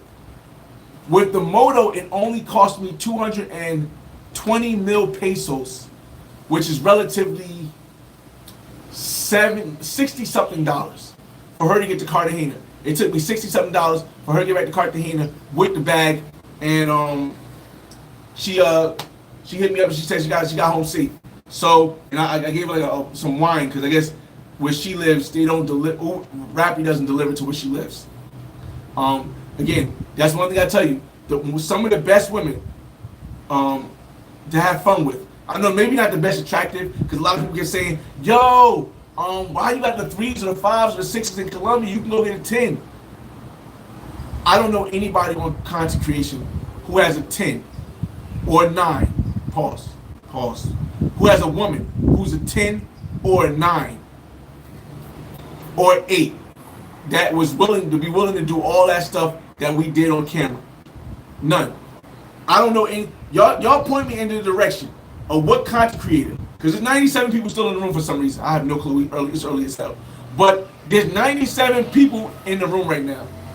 Can anybody point me to any other content creator who has 2 girls on camera throughout 11 hours of filming, who's kissing both of them separately, who both of them are being more on them, who are willing to be on camera, who are willing? You're not gonna find an 8 and a 9 to do that. All the majority of 8 and 9s that you're gonna see on people's channel is you got a chair here, and there's nothing wrong with it. I do it too sometimes. They got a chair right next to you, and they sitting there talking. Or you're at a restaurant and you're sitting there talking. It's repetitive. There's nothing wrong with it. But as somebody who's been on YouTube for over almost 17 years, repetitive, no matter how good the woman looks, is gonna become boring. No matter how good a woman looks, repetitive, or no matter how good or a content creator edits, no matter how good a content creator is a difference between being consistent and being repetitive.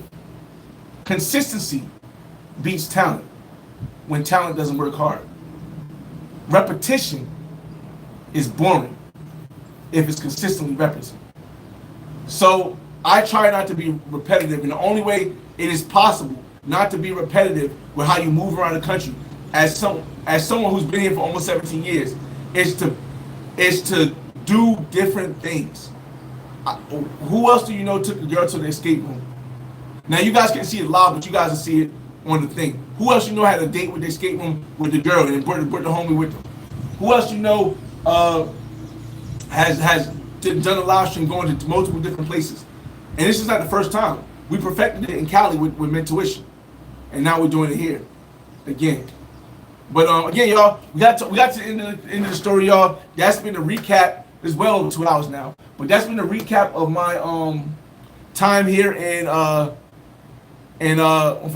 that's been a recap of my time here in Colombia on this journey, on this trip. I'll go over your questions anymore, see if I missed any questions, and then we're in the live stream, man. I appreciate you guys for tuning in. Let's see.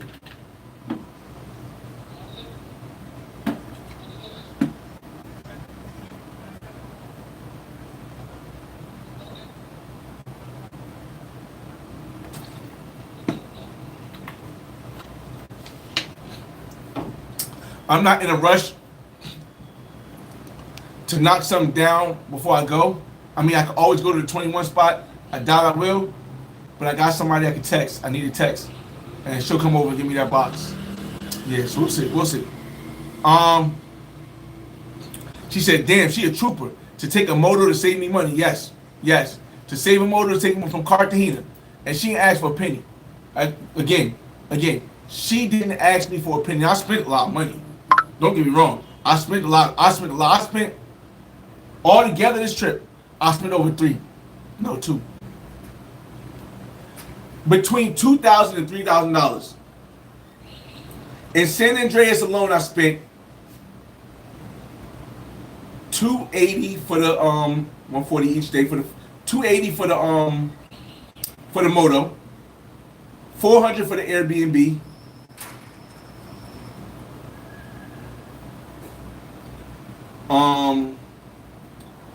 Food, maybe another $300 on food, between all the food, another $300. So let's round it up to 300 plus 300 is 6 plus 4, that's 1,000. The flights, 200, 250. That's $1,650. I spent $1,650 just on the San Andrés part. Rappi here, I've probably spent at least $300 on Rappi here overall, with getting food for Kate and getting food for V. And V, while she was here, I probably spent like $300 on that. So we had like how much we had? We probably, let's just say round up to 2K. We had 2K right now, right? Cause 16 plus some change. Cause I had to pay for the $40 each. That's 40 plus 40 plus 40. 45 plus 45 is 90. That's 17, like I said, $1,750. Plus the 3 for Rappi here, that's $2,000. Plus my flight was like $600. That's $2,600. Plus I gave her 60. That's $650. Plus my the Super Bowl in Bogota was like another 60. And so yeah, again, I'm somewhere between $2,000 and $3,000 off the trip. Yeah, and I had to pay my driver 400 mil pesos for him to take me all these places. 400 mil pesos, a little bit over $100. $140, $130, $120. So yeah, let's just say on this trip I'm between 2,000. Oh my God, and the shopping. The shopping is another $250. I'm between $2,500 and $3,500 spent on this trip.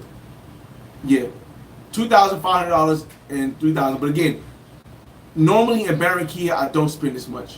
I usually spend less than $1,000. But because this is a new place we went, San Andrés, and organizing everything. So when you see these content creators, and when I comment on something, and a person thinks it's hate, and I'll say no, I've just been here long enough to know if you're going to live stream and you're going to make it look good, it costs money. I still didn't even add the $150 I had to pay to get 30 gigabytes. $143 I had to pay to get 30 gigabytes, or the $50 I had to pay for this month to get the Starlink, or the $250 I paid for the Starlink, or $290 I paid for the Starlink. So all that, when you guys look into what it takes to be a great content creator, let alone what it takes to live stream, and mind y'all, I'm doing all this, and if you're looking in the super chat, if you're looking in the room, or you're looking back at this video, you're not going to see one super chat on my video. Not to say it makes me better than anybody, but I just wanted to show you there's a clear difference between the content creators that say they're doing something or feel they're somewhere, and the content creator who actually is somewhere or does something. Not a better or worse thing. I think everybody's content is important. But that's all out of my pocket because I'm trying to show a message. It's never been about me. I feel like I'm number one? Of course, for multiple reasons. Do I care about being number one? No. What do I care about? I care about people. I care about that person who was just like me as a kid, who didn't fit in for the way of life. I didn't want to be a rapper. I didn't want to be a comedian. I rap, yeah, but I didn't want to exceed as a rapper. I didn't want to be a comedian. I didn't want to have to chuck and jive for you to give me some money so I could keep creating content. There's nothing wrong with it. That's just not what I wanted. I just wanted to give hope. So here we are. All right, let's end this live, y'all. Get your last y'all comments and we out of here, y'all. 133 people in the room. I hope you guys hit the like button on the way out. Let me see. Are you going to Petronio? Yeah, we're in Petronio in 2 weeks. 2 months. Cali, Colombia, August again. I'm going to be filming the same way I'm filming now is how I'm going to be filming. I probably will never do, I don't think I can never repeat it. I would never probably do it like the last time because it almost killed me with the sleep. It almost killed me with the sleep. My face, it almost killed me with the sleep. I probably never would do what I did the first time in Cali during all that stuff. Now, I'll definitely work with intuition again. I'll definitely work with people filming, but I'm not staying up all times, getting 2 hours of sleep or 8 hours of sleep between a week and a half. My body, I can't tell. I'm 40. I'm about to be 42. My body can't do it. I'm not doing that no more. So it will be content, but not as much as y'all saw the first time. I don't think attention in the restaurant was because you was with two different colored girls, but because you were filming too. I think filming could have been a part of it also. Actually, British night. I could have been a part also. I could have been a part also. Was the light skinned dude at the club with you? No, it was no dudes with. The only club I was with a guy was the bald head guy with the girl with the white on, and that was at Coco Loco's. Let me see. Rappi doesn't deliver in the hood. Yeah, T Mac, that's crazy. That's how you know not to go there. But I might go there because Mike was there, and OG Mike was there. Living in Colombia has made me less thirsty. 1,000% makes you less thirsty. That's what people don't get. People say, yo, you go to Colombia because you can't do nothing in the States, but being in Colombia, as easy as access it is to getting something, you might not get the best quality, but the easy access it is in Colombia to get some poom poom, dog, you get to think outside of poom poom. That's what people don't even miss. Yo, thank you for saying that, T-Mac. People miss that fact. When you come to a place where you can go to the store and buy poom poom for $21, you no longer put poom poom on that pedestal. So therefore, poom poom doesn't control you as much as it controls guys in the States. You know why men are willing to get married in the States and give half of their money away, or they're willing to spend thousands of dollars just to go on a date with a woman, or like a spend $1,000 in the States just to knock the box down, it's because they don't have the knowledge that over here and in other countries, the people don't put poom poom on a high enough level where they're willing to spend $1,000, where they're willing to get married and be forced to lose half, because you can go to the store and get it for $21. It's not promotion. This is realistic talk. You can go to the store and get it for $21. So people they're not spending all that money to impress a woman or impress a man if you like men, or if a woman is like a man. They're not doing that. And being over here in Colombia, after you get over that, I gotta hump. Once you get past that, trying to hump every day, your brain hits a switch, and that switch goes, oh man, I can get some if I want to get some right now. I don't have to, but I can get some if I want to get some right now. James Clyde, I spent somewhere between $2,500 and $3,500. Peace of mind is a priority. That's right, 916. Money well spent, enjoying stress-free week, 2 locations. Big facts, Kenyon Porter. Again, you can always get more money. You will never get back time. I'll never get back the fact that I got to experience Santa Marta for the first time the way I experienced it, and I wouldn't change the thing. The thumbnail is funny. The lighter version of Uncle Ruckus. Y'all. What? Nah. Shout out to Wally Rocker. Wally Rock. Stoneface, what up? What's going on, man? Noise MacBook, what up? I'm trying to get all your comments before we get out of here. Yo, Flyboy, you ever thought of getting a hair transplant? No. They can take your chest hairs, armpit hair, left hair, beard hair, and put it on your head. No. I don't know. I like braids because I like braids. It kind of helps me remember that I'm the average person, but I don't know. I just like braids because I like braids. When I don't want braids anymore, I'll be able to shave it out. No, dog, look. How do I do it? If I'm like this, right, with a baldy, this is how I would look with a baldy. I'm still gonna get joints. I'll bring my beard out. I'm still gonna get joints, even if I look like this with a baldy. I'm still gonna get joints. It's not going to do that. I'm still gonna get joints. I'm gonna still be a handsome fella to the ladies. I just like having braids. You need a cameraman? Nah, Chance Love. The thing about the cameraman is this, though. I feel like I was able to pull it off with Mentuition because they didn't have the big camera and stuff like that. They had the Osmo, they had a phone. But when you have the big camera like they have in like a streaming university, outside of being in streaming university, if you're in the real world, that's the thing between my thing. Other places, they organize everything. Everything is organized. When you see AB and Dean, that's an organization of stuff. When you see Streaming University, when you see AMP, when you see all these people, they're going to a place that's set up for them to film in an organization. When y'all see me outside, I'm just outside with a camera. It's a different reaction you're going to get if people walking around with a big camera versus you walking around with your phone, or you walking around with an Osmo Pocket. So I don't really like, and then and it's another thing when you walking with a cameraman versus you by yourself. Like, it's going to be different, you know what I mean, different experiences.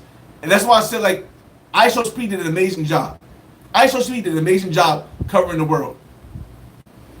But if you wanted to know what your experience would be like, and you went by what you saw on ISO Speed page, you will be very disappointed when you started traveling the world. You will be very, very disappointed. Do you know why? Because ISO Speed is a celebrity traveling the world. And everyone is acquiescing to him. But when you go as the regular person, I'm going to be the person, the black man's guide to world travel. I'm going to be the person that's going to get you to a more understanding of the culture, to really get you to get an idea of what it's going to be like when you go. Me. Because I'm the average person. So that's why the whole walking around with camera people all the time, no, that's cool.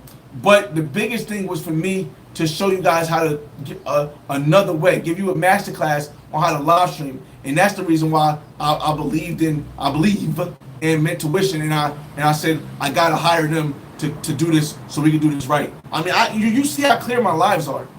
I've talked to you that I already know how to make it clear lives. I've live streamed for 11 hours and a half the other day, more than 11 and a half hours. And it was perfect. The only thing I messed up on was I didn't take the cover off of my picture, so the picture wasn't as clear. I mean, off of my camera, because I just got a camera cover. I mean, phone cover. That's the only reason why it wasn't the sharpest look, but it was still clear. But it wasn't the sharpest because it was the lens blocking the camera lens. But again, and to show you the difference real quick, let me show you the difference. That's the front lens, right? Here's the back lens where it's more sharper. It's more sharper now because I took the camera lens off, and now you can see me sharper. So I can do the live stream. I can do the live stream to the clarity of the Mentuition, to the clarity of the social loaner. And this is an old phone. I can afford to go buy a new phone, which I will buy a new phone now, simply because I can live stream longer with my phone than my Osmo. And it's going to be the same, if not better clarity, because when you connect to a third party, when you guys see the words up here, when you connect with a third party, it's never going to be as strong as a connection as when you're directly connected to YouTube. So I understand all that stuff, but I believe in, but I believe in what they do. I haven't got a chance to really work with Social Loaner yet. I would work with Social Loaner on something, because he does work hard to try to get his stream perfected too. I would work with him on something. I wouldn't like pay for the thing, but I would work with him on something to see if to see how that goes. But most of the time, I like just being by myself, because it's a difference of interaction with people. All right, so let me get the rest of y'all comments. We'll get out of here. I appreciate that, British Knight. Great weekend of content. Flyboy, enjoy your life 100%. Appreciate that, man. J. Clyde, B-Baller, appreciate that, B-Baller. J. Clyde, what's going on? Peace to the homie. Let me see, make sure. Do you still have to pay for them for their time or no? No, I didn't have to. I gave Sherry something, because Sherry's a young mother. I gave Sherry something, like a little 100 piece. But I didn't have to pay for anything. Let me see. Again, it would be awkward for me to pay for V's hair, which costs that much money, and taking these places, and then Sherry come and I don't give her nothing. So I gave Sherry back $1. OG Mike said, I love the barrio, very family orientated. What's the name of the pay for play spot in Barranquilla? Unfortunately, John, you gotta ask me on Instagram. I'll tell you. Ask me on Instagram. Same name, the Flyboy Way. R Dub says, what up? Everything good out here. We about to end this live though, y'all, because I gotta make some calls before and clean the house before we get up out of here at 4. Who had the best boxes trip out of the 3 you had? V. Box? V. Overall experience? V. Top? K. Let's see. What's going on, Keith? Okay, he said mine's like that also. You don't look bad, bald, bro. Don't worry about it. Keep the braids until the wheels fall off. And Malik, that's exactly what I was trying to tell people, man. Like you say, it's, Fly Bays, I think you found your eternal peace in Barranquilla. I found my eternal peace in the United States. Before I even came to Barranquilla, I found my eternal peace in the United States. I'm eternally at peace because I know life is not, like, I passed 21. I passed 25 years old, so. Growing up in Newark, I don't want to give no sob story, but growing up in Newark during the crack epidemic with a loving mother, but she bipolar schizophrenic, so she in and out the hospital. Grandfather who's really strict, but he's very intelligent, and I was able to gain that. Aunts and uncles who helped out was probably the only thing that stopped me from being part of a gang. And even though my brother's a gang member, my homies are all gang members, well not all, but most of them are gang members, and most of them got bodies, I never really had to catch a body, per se. Yeah, I don't remember why I went to that, but yeah. So again, I've been at peace, you know what I mean? I've been at peace since Newark, New Jersey, man. Ball look good on you with a nice beard. That's what ladies say all the time. Chilling. Shout out to Passport Graffiti in the room, man. Make sure you check out Passport Graffiti's channel. Good brother. He's mainly in Medellin, but he's gonna start moving around. He says a lot of places in Colombia don't allow professional cameras. Right, that too. But the Osmo Pocket is allowed. Most places, except for malls. Well, malls too sometimes. Midwest, what up? I'm getting out here, y'all. Or semi-professional setup. Yeah, that too. Shout out to Tim Howard, yo. What phone are you getting? I'll probably get whatever newest Galaxy Note with the pin.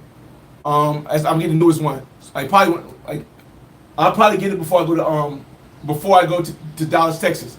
I go to Texas on the 17th for the weekend of the 17th. So before I go to Dallas, Texas, I'll probably go get it. It's a generational thing too. Some of us were raised without technology and social media. We don't care about documenting every single thing. We live in the moment. We had cameras back then too.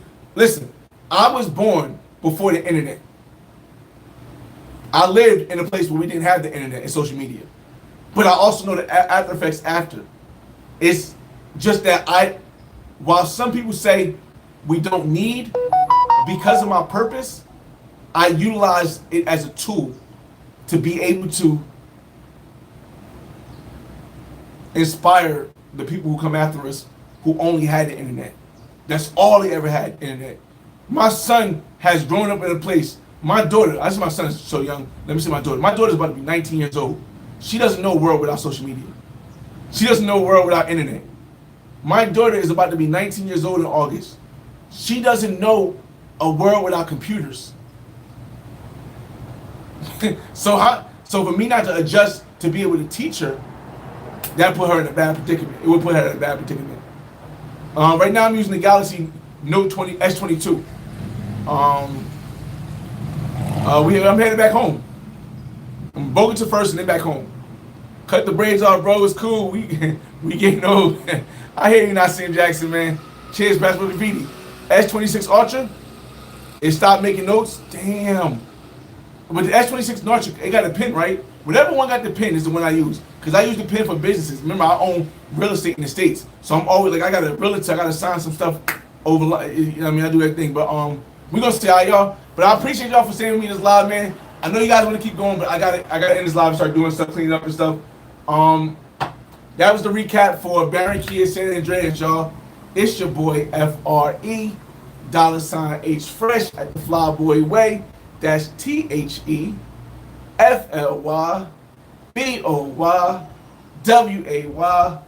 Don't ask why, just check out the channel. And I'll see you on the next video. Peace.